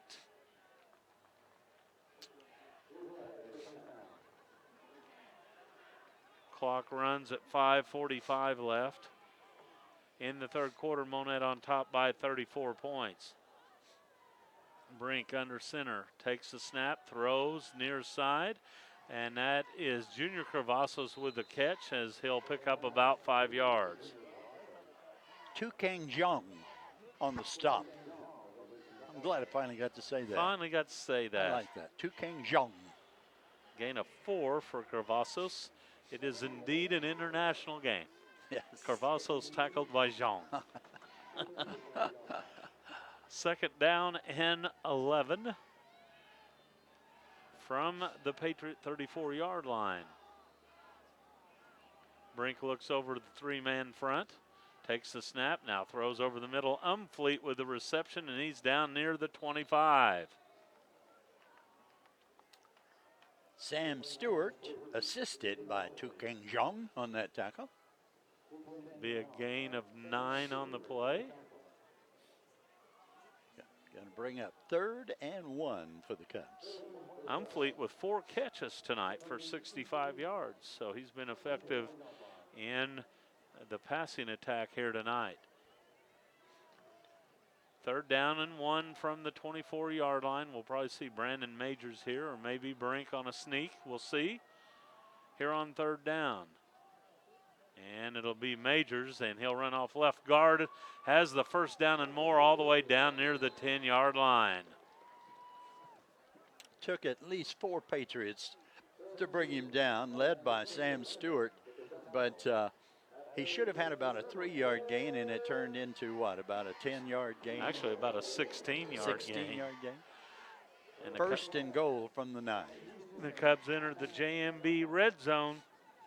When you need to deliver results, call JMB Trucking at 847-1307.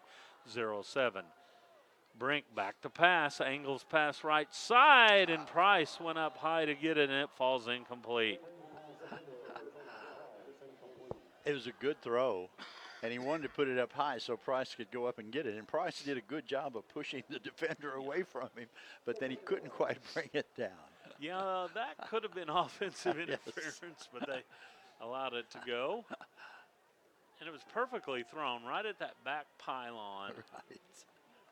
Second down and goal from the 9. Brink under center, gives to Majors. Up the middle he goes, inside the 5, and plows down to about the 1 yard line. A platoon of Patriots There we brought go. him down there. Yes. Led by number 33, Sam Stewart. So it's 3rd and goal for the Cubs. I predict major scores on this play. Actually, No, it'll be Brink Brink. is going to do it. Brink on the quarterback sneak into the end Yes. zone. Touchdown Cubs. Brink from 1 yard out.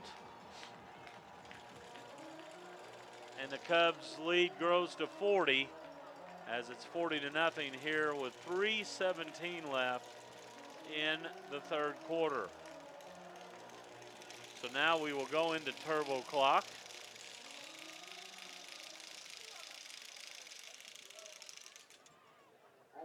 Salas on to attempt the PAT out of the hold of Carter Brink. Snap back, ball down, kick up. It's high enough, it's long enough, and it is good. Clock rolls now inside 3 minutes left. I don't know why it's running right now, but it should be stopped after the touchdown. But the Cubs lead at 41-0. And now it's stopped at 2:50 left. That touchdown came, though, at the 3:05 mark, I believe. It's not 2:50. They ran more time off, Leonard. So I actually wrote down 3:06. I think you're probably is what right. It was. And the Cubs lead at 41-0. So touchdowns coming from Gwynn. He has 3. Umfleet has 2, 1 on the ground and 1 receiving, and then Brink now. So all Cubs here as they've come out here in the second half and continued their dominant play. A reminder that this 3rd quarter being sponsored in part by Arvest Bank. Show your school spirit by getting your Monett Cubs debit card at Arvest Bank. Member FDIC. Salas kicks it away. This one a shorter kick that comes down at the 32, and a short return will give the Patriots the ball at about the 36.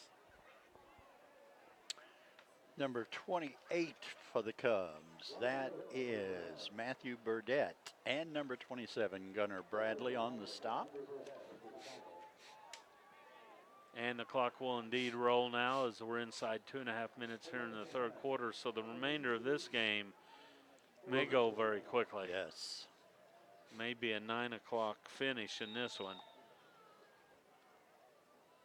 Patriots come out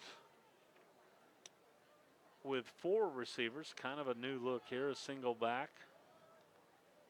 Here is a jet sweep going right side. Schriever looking to cut it up and is strung out of bounds. Never could find a hole and finally runs out of bounds, and it'll be a loss on the play of a yard. Cubs did a good job of filling all the slots there so that he couldn't turn it up. He finally just had to run out of bounds. Looks like a loss of a couple. It'll be 2nd down and 12. And at the end of the quarter, Leonard, remind me, I have to do the giveaway. All right. I have to do the giveaway. That'll be our one break that we have. 2nd down and 12 for the Patriots. Here's a double reverse to Schriever, and he's in a bunch of trouble. Breaks a tackle, but can't break the second, and he'll be knocked down back around the 28-yard line. Finally, Alex Salas and Junior Ray Vialta on the stop. A loss again on the play. Patriots just can't find anything that's working. A sweep didn't work. A double reverse hasn't worked. Everything is going backwards. 3rd and about 18. From the 29-yard line, and Jeremiah Stewart working on long count, gets the snap. Again, a double reverse coming, and again the Cubs ready for it as Wyatt Moore knocked down after a no gain on the play. Cole Davis on the stop. Cole came up a little bit gimpy, but I think he's going to be all right, staying in the game. the game clock rolling inside 20 seconds left here before the end of the quarter. We'll see if the Patriots even snap the ball here. If it takes us to the fourth quarter, it looks like they'll go ahead and let the clock roll, and that gives me an opportunity to go ahead and do our halftime giveaway at the end of the third quarter, right on time. Be the first caller to call in at 489-2277. That's 417-489-2277, and say, "Go Cubs," and you will win 2 passes to B&B Theaters in Monett. Again, the number is 417-489-2277, and say, "Go Cubs." You'll win 2 passes to B&B Theaters in Monett. So good luck to our faithful listeners. 12 minutes back out on the clock, and the Cubs are well on their way to a victory here tonight. Is that halftime giveaway at the end of the third quarter, is that kind of like the 10 o'clock news at 11? You got it. It's just about the exact same thing, to tell you the truth. So, you know, halftime, we had a little bit of technical difficulty. Yes, Once a year, our battery runs out. Right. In our little transmitter here, and it happened to come at halftime, so that kind of threw us in. Kind of threw us into a loop at halftime. Punting team on for the Patriots, a good kick away. That's picked up at the 35 and the return out to about the 41-yard line. Tukang Jong on the stop for the Patriots. Cubs have good field position at their own 41-yard line. And I'm guessing we're going to see a lot of second teamers in the game now. I see Carter Brink coming back. He was going out on the field, and he's coming back to the sidelines. Yep. He has been replaced. Yes, there'll be new guys in. Report from St. Louis right now. The Cardinals behind 1-0, Leonard, and going into the 6th. And the Cardinals have netted 0 hits. They are being no hit at this point. Can't win if you can't score. Here come the Cubs on 1st and 10. Carvasso's hands to a tailback, and that is Majors. And Majors. No, I believe that's Gwen, isn't it? No, no. You sure? Yeah, right here. No, so number 6. It's Gwen. Drew Gwen. Yes. Drew Gwen. Yes. As he goes for 14 plus 9. That's a 23-yard gain. And another first down for the Cubs. Yeah, he's a little smaller than Majors. Yes, I thought that didn't quite look like him, and I knew that Gwen had good speed. Garvassos with a pass over the middle to Gunnar Bradley, and it's incomplete. Broken up there at the 30-yard line. It'll be 2nd and 10. The pass was on the money, but there was a defender right there with Cavazos, and they sort of both contended for the ball, and it dropped to the ground. 2nd and 10. And now I know my score sheet's going to go down here. Lots of new names and numbers in there. 2nd and 10. Carvassos will work at quarterback. Running the option. He'll keep it himself to the 30. Still on his feet down to about the 25. And he'll be close to a first down. That'll be a gain of 10 yards. Brought down by Zeke Childs for the Patriots. Monett picks up their 13th first down, and that brought to you by Crown Power and Equipment north of Monett on H Highway. You'll find the best deals on new and pre-owned equipment at Crown Power. 1st and 10 Cubs from the 26. Carvasso's looking to pass, does so. Hits Arnold, who breaks a tackle to the 10 and out near the 5. Brother to brother. Yep. From the 26 and all the way down to about the 7 for a gain of 19. Knocked out by Jackson Shriver. That's good to see that with some new faces in there, the Cubs are still able to move the ball effectively. That was a great pass and good run by Arnold after he caught the ball from his brother. Yeah, it was. Good run after catch. First and goal. Junior Cavazos will give to This Gwynn. is Drew Gwynn, and he's Drew's in easily. Hit at the goal line, but able to stay on his feet and into the end zone for the score. So Gwynn scores from 7 yards out. Winner was tonight. Keith Mills is the winner tonight. So congratulations to Keith, who's listening in tonight. Thank you for being with us. For this one, Keith, you'll receive 2 passes to B&B Theaters in Monett for being tonight's lucky listener. But aren't all listeners lucky? They're lucky to have us, don't you They think? tune in to us each and every I wonder if Friday he's night. the only one listening in. Nope. I guarantee you there are some others. Now, I'm sure Tina Paul is listening I'm to sure us. she I'll is. guarantee you. Yeah, she hangs with us all the time. Yes. Kickoff on its way, angled to the far side, scooped up at the 17, returned to the 20, and out to about the 25, and that's where the Patriots will take over with 6 minutes left in this one. Cubs on top 47-0. Drew Gwynn on the stop there after scoring the touchdown. He gets the tackle on the kickoff return. So good night for the Gwynn family and for the Cavazos family tonight. I would say so. They've had made some big plays here this evening. First and 10 for the Patriots. And a lot of new names and numbers on this defensive unit as well. Here's a dive play right up the middle. It goes. And that's Millet with running room, and he'll have a first down, I believe.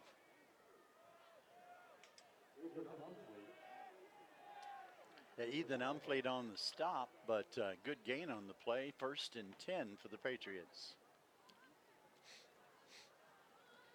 As we said, new names and numbers. I see Arnold Cavazos out there in the defensive backfield. Corbin McCulley out there as well.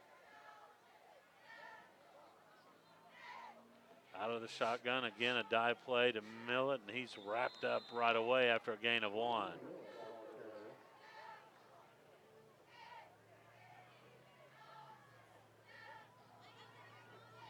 Ray Vialta in there making a tackle on that play. That looked like a Vialta stop. He stopped dead. I think Parker Tickner might have been able to help out on that play as well. Like I said, lots of new guys coming in. I see number 40, Stuart Welts is out there. Stuart's a 6'0", 220-pound freshman. And we'll hear a lot of him in the years to come, I'm sure. Second down and 9 for the Patriots. Dive play again to Millet. And Millet right up the middle he goes out to about the 38 for a gain of 2. Tanner Wright on the stop there. Tanner's had a good night tonight. Yeah, you've called his name right. He's been in on a number of tackles and 2 or 3 for loss. And Ray Vialta's always just a force there in the middle of that line. Third down and 7 for East Newton. Back to pass. The quarterback scrambling under pressure. Throws it late and it's incomplete as it's dropped out there by Wyatt Moore. Quarterback Stewart doing a great job to avoid the sack and get rid of the pass. On the defense there was number 4, Davin Madrid. It's going to bring up 4th down and probably a punting situation for the Patriots. And this game is not very long until the end. No, and I said a 9 o'clock finish, and it's going to be pretty close because there's 3 minutes left and the clock rolls. Snap back. Shriver gets the kick away. It's a low line drive kick that takes a Patriot bounce and is gathered up by the Cubs inside the 30. Ethan Umfleet fielded it there like a shortstop. It was kind of rolling on the ground. Sort of a dangerous play, but he has sure hands and he brought it in, and going to be first and 10 for the Cubs from the Patriots, or from their own 30-yard line. And the clock continues to roll inside 3 minutes left. So this will most likely be the final possession of the game for either team. Number 11, Marcus Young, is in for the Cubs at quarterback now. Young will work under center. Takes the snap and gives on a dive play. This goes to Ryan Withnell, freshman running back. Hard run by Withnell. Stopped by number 36, Noah Brashears. A gain of almost 7 on the play. We'll call it 2nd and 3 for the Cubs. Good run there by Ryan. 2nd down for the Cubs, inside 2 minutes left. As the play comes in, Marcus Young gets the call. And I see Josh Harvey and, of course, the aforementioned Ryan Withdale. I'm trying to see some of these. They're mainly freshmen on the field at the present time. here's a dive to the second man through, who's knocked down hard, and he loses the ball.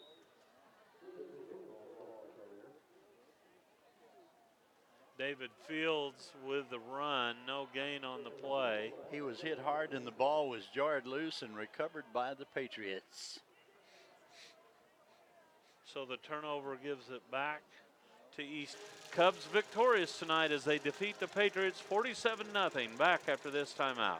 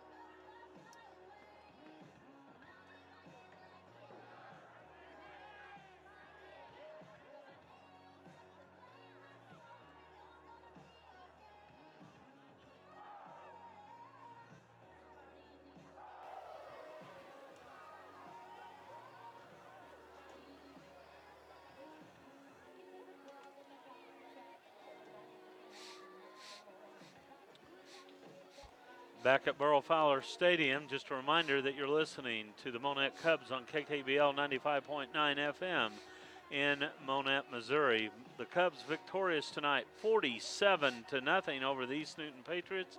And with a recap of tonight's scoring, here is my broadcast partner, Leonard Bauer.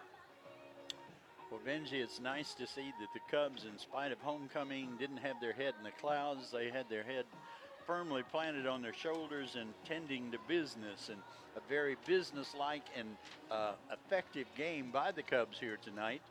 The Cubs got on the scoreboard with 8:52 left in the first quarter. Ethan Umfleet scored on a 4-yard run.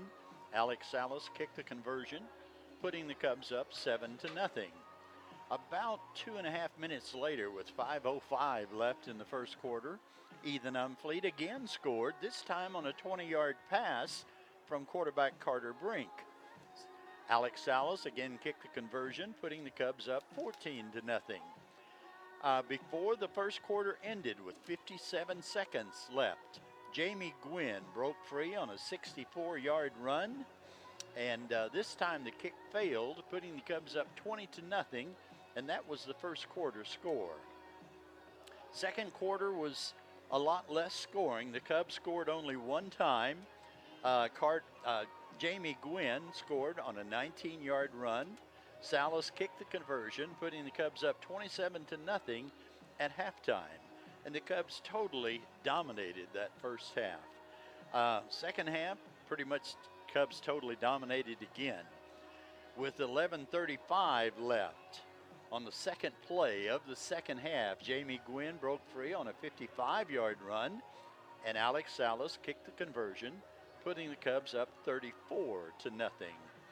Again in the third quarter, with 3:06 left, quarterback Carter Brink scored on a 1-yard run, and Alex Salas kicked the conversion, putting the Cubs up 41-0. And that's the way the third quarter ended. In the fourth quarter, with the turbo clock running, the Cubs brought in a number of different players, and this time with 7:32, Gwynn scored again, but it wasn't Jamie Gwynn, it was his younger brother Drew Gwynn, scored on a 7-yard run. The kick failed this time, putting the Cubs up 47-0, and from then on, time eventually ran out, and the final score was Monett 47, East Newton 0. Thank you, Leonard. All Cubs tonight on the scoreboard. The stats will bear out much of the same. We'll slip away here from a couple of our sponsors. We'll be back to take a look at those post-game stats after this timeout.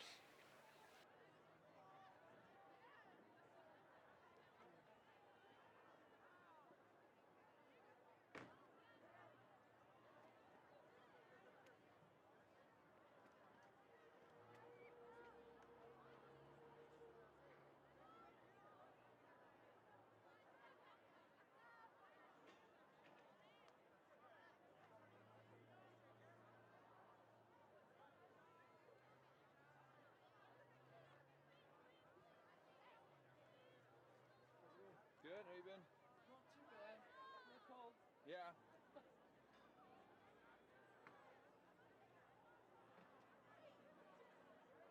You too, man.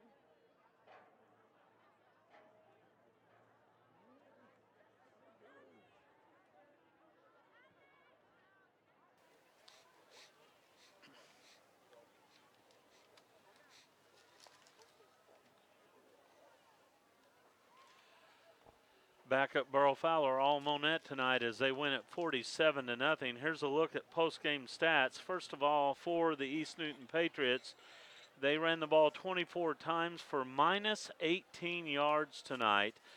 The Patriots 6 of 14 in the air for 30 yards. So total yards tonight for the Patriots, 12 yards. So the Monett defense dominating here tonight.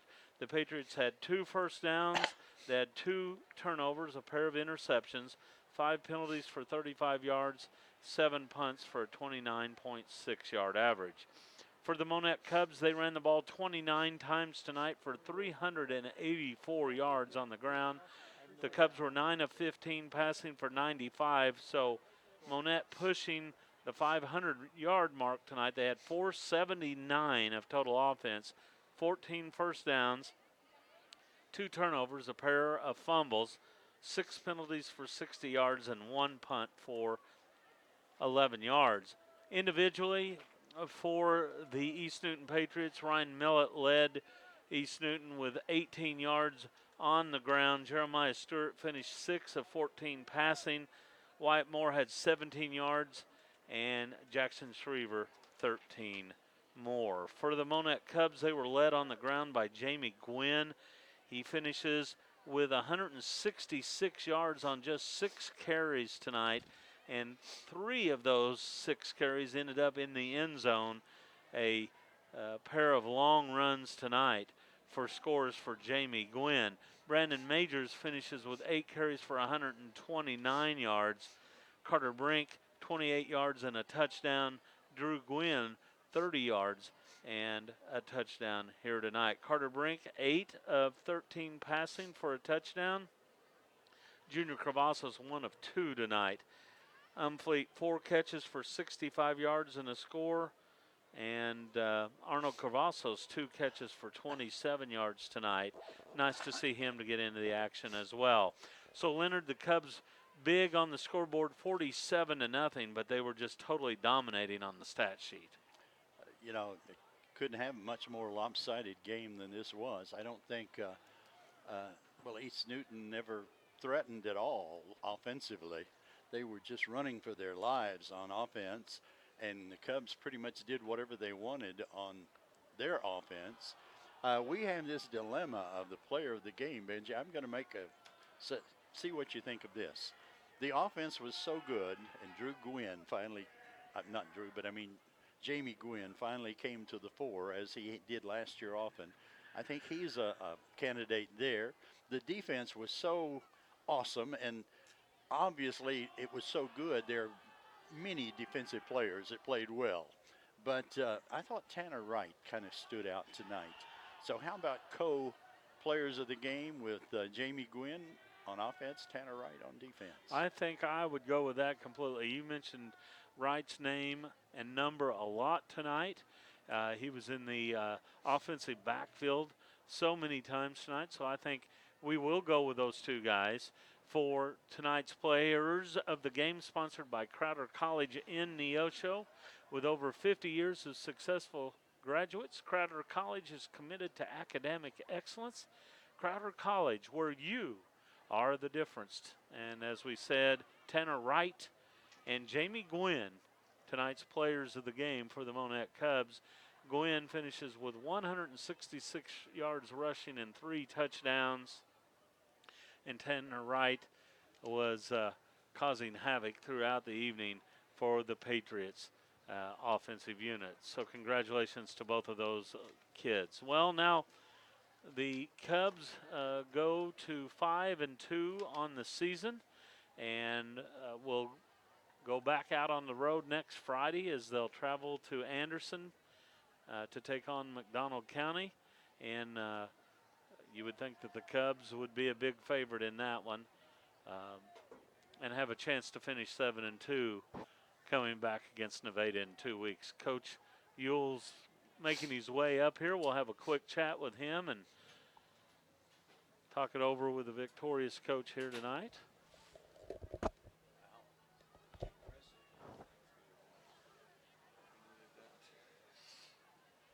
Here comes Coach Yule. Well, congratulations on a big win. Thanks, Benji. Tell you what, you never know what you're going to get with a bunch of high school kids on homecoming, but tonight you got a great effort from the get-go. Yeah, they were focused. You know, our kids did the homecoming parade and did everything. You know, so you're always a little worried about that, but that's just part of it. You know, I think these guys knew experience, all that stuff, and had to get after them a little bit in the locker room before we got out here, just because stay focused. But they came out and responded, and you know, they played really well. 0 letdown tonight. I thought your defense set the tone early. You hit a couple of big plays on the rushing attack in the first quarter, and that just set the tone for the rest of the night. Yeah, you know, Brandon got loose there again, and you know, Carter did a good job on the option, but you know, we threw the ball a little bit there in the first half. You know, I don't know, getting greedy or whatever. But coming out in the second half, we decided, hey, we're going to run the football and let's get another couple scores here, and we ended up doing that. But defensively, I thought they did a really good job. They were in their backfield, and they have some good athletes, but our D-line was in their backfield where they couldn't get pullers out, and they were having a hard time executing. You hold the Patriots tonight unofficially to 12 yards, Wow. and minus 18 on the ground, 30 yards passing, and only 2 first downs in the game. So your defense played good throughout. Yeah, and that's an impressive stat there. Yeah, it seemed like that. Like I said, it seemed like they were in their backfield and causing a lot of problems all night, and gave us the ball in good field position. You had a couple offensive backs go over the 100-yard mark. Jamie had 166 yards tonight and 3 scores. Brandon Majors finishes with 129. So a couple big totals there. Yeah, and it was good to see Jamie, get over 100 yards, and he had some big runs. And I thought Brandon keeps running the ball hard. I think it's about his probably third game over 100 yards, and he's running hard. And I thought Ethan had made some big plays in the passing game, and he caught that one touchdown to my right. But we're executing, and the kids, they're having fun. I mean, that's amazing. They come over and they're giving me all kinds of calls, but but that's, to me, that's a good thing. I mean, they're excited, and there's not enough football sometimes for all these guys. East Newton a couple weeks ago played Cassville to within 14 points, and I think from what I've heard it was a closer game than that. So this is not the same old East Newton team rolling in here tonight, but you guys really put it to them, especially in the first half. And we reminded him that, we watched that film with the kids and saw that, hey, it was 7-0 at halftime, and they were beating Cassville, and they were moving the football, and it was it wasn't a fluke. I mean, they were executing and doing some things well. So we made sure to remind our kids that every day, and like I said, we watched the film, so they knew coming into it that we couldn't just show up. I mean, we'd have to play a well balanced game and execute. I think as weeks roll by here now, and people start seeing these scores and learning more about your team, I think people are realizing that you've got a team to be reckoned with. Yeah, I mean, I like people not knowing about us, honestly. Too late for that now. I know, but I kind of like the underdog and all that, and until we beat the Mount Vernons and the Cassvilles this year, I mean, we're kind of playing that underdog role, and our kids are feeding off that, and hopefully we get to districts and have a decent seed to where we can have a home game and then play one of those teams.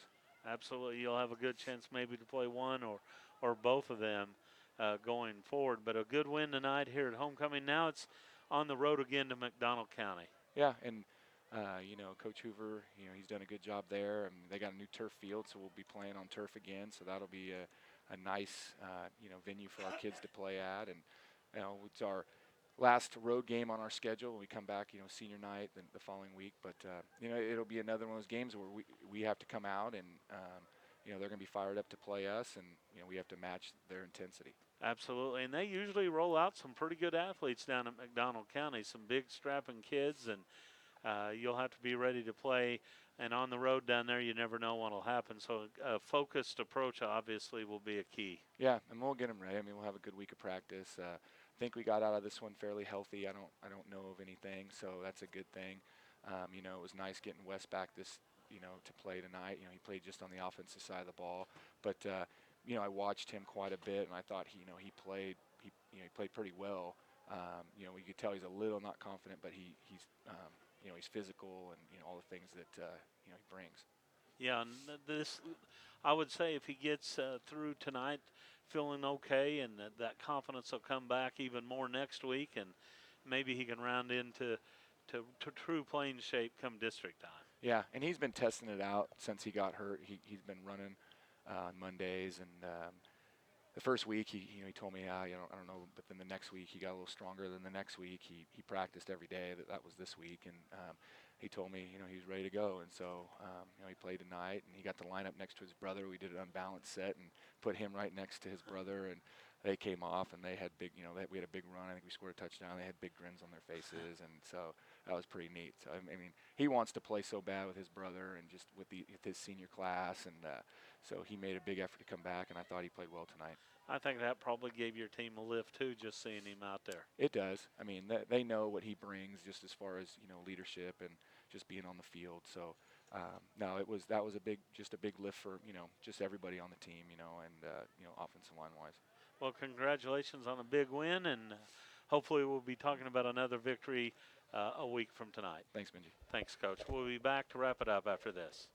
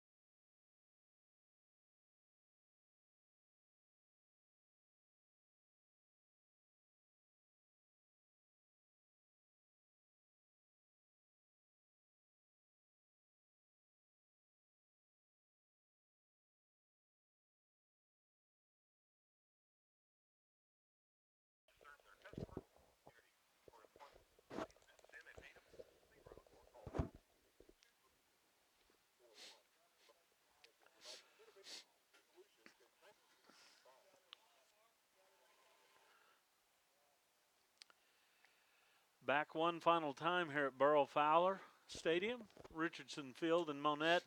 The Cubs win it 47-0 in a game that they dominated throughout. This is a team, the Monett Cubs, that came in tonight averaging 32.2 points per game. So obviously that average will be going up. But more impressively, their defense came in tonight averaging 18.7, and that's going to be going down tonight. So this was a team that gave up over 30 points a game last year. They're going to be down around, 15, 16 points a game this year. That's probably been the most notable difference in this squad. It really is. The offense last year produced some, but the defense just couldn't stop anybody for the most part. And this year they're getting very tough. No one has scored more than 3 touchdowns on them, I believe. That's they? right. Well, no, Seneca scored 4. Okay, that's right. Seneca did until Seneca did, and Seneca got 4. Yep. But defense is so much improved, and it's just really encouraging to look forward to the future with district coming up. Absolutely, and you start talking about that defense. That's been against 4 state-ranked teams too, and they have an opportunity to really lower that number in weeks 8 and 9 too. Next week, the Cubs go on the road to McDonald County. We've been down there in windstorms and rainstorms. I remember one night we were out in the bleachers and the storms just went around the stadium. Never came on top of the stadium, but went around to the west and then to the north. One year we were down there and winds were blowing about 40 miles an hour. Another year, the fog was so thick. I think I was down there maybe doing a Cassville game that it got so thick you could not see the field. It was like that fog bowl game between the Eagles and the Bears, Mm-hmm. and it was impossible to call a game. I could have said anything, and it could have been right or it could have been wrong. So I saw it like that once at Cassville. years ago, but both of those places are down in a little valley, and it's just fog can settle there, and it can be bad. Yeah, so you never know what you're going to get. But one thing we'll tell you is we'll be coming on the air next week at 6:25 and 7 o'clock kickoff from Anderson down there in McDonald County. A good game tonight, Leonard. A lot of offensive and defensive stars. Your final thoughts before we wrap it up? I'm just very pleased to see that the excellent play from Seneca last week carried over to this week, and that the Cubs have not gotten their heads in the clouds, so to speak, and they're staying down to earth and taking care of business. And I'm really encouraged as we go forward toward district play. Me too. It's this shaping up to be a very exciting end of the year for this Monett Cub football team. Be sure to catch the Coach Yule Show next Friday evening right here on 95.9 FM. Coach Yule will sit down with KKBL's Sammy Clapper to discuss tonight's victory over the Patriots, as well as preview the upcoming game against McDonald County. The Coach Yule Show can be heard just ahead of our pregame right here on KKBL. As we come to the end of tonight's broadcast, I would like to thank all of the fine people here at Monett High School for their help and their hospitality, not only tonight but all year long. I would also like to thank Coach Yule for taking time to visiting with us in the postgame show. It's always good to hear from him each and every week. A special thank also goes out to all of our fine sponsors who make this broadcast possible. We could not do this without your support. So as Cub fans, I urge you to get out and support these local businesses and let them know how much they are appreciated. And finally, a big thank you to all our listeners out there in Cub Nation. Thanks for being with us each and every Friday night during the season. Hopefully you enjoy listening to the games as much as Leonard and I do broadcasting them. Just a reminder that our next football broadcast will come your way next Friday evening as the Cubs travel to McDonald County. Pregame is set to begin at 6:25 with kickoff scheduled at 7 p.m. from Anderson. Once again, our final score from the stadium tonight, Monett 47, East Newton nothing. For my broadcast partner Leonard Bauer and our producer-engineer Ryan Dasso, this is Benji Finsky saying thanks for following the Cubs and good night from Monett.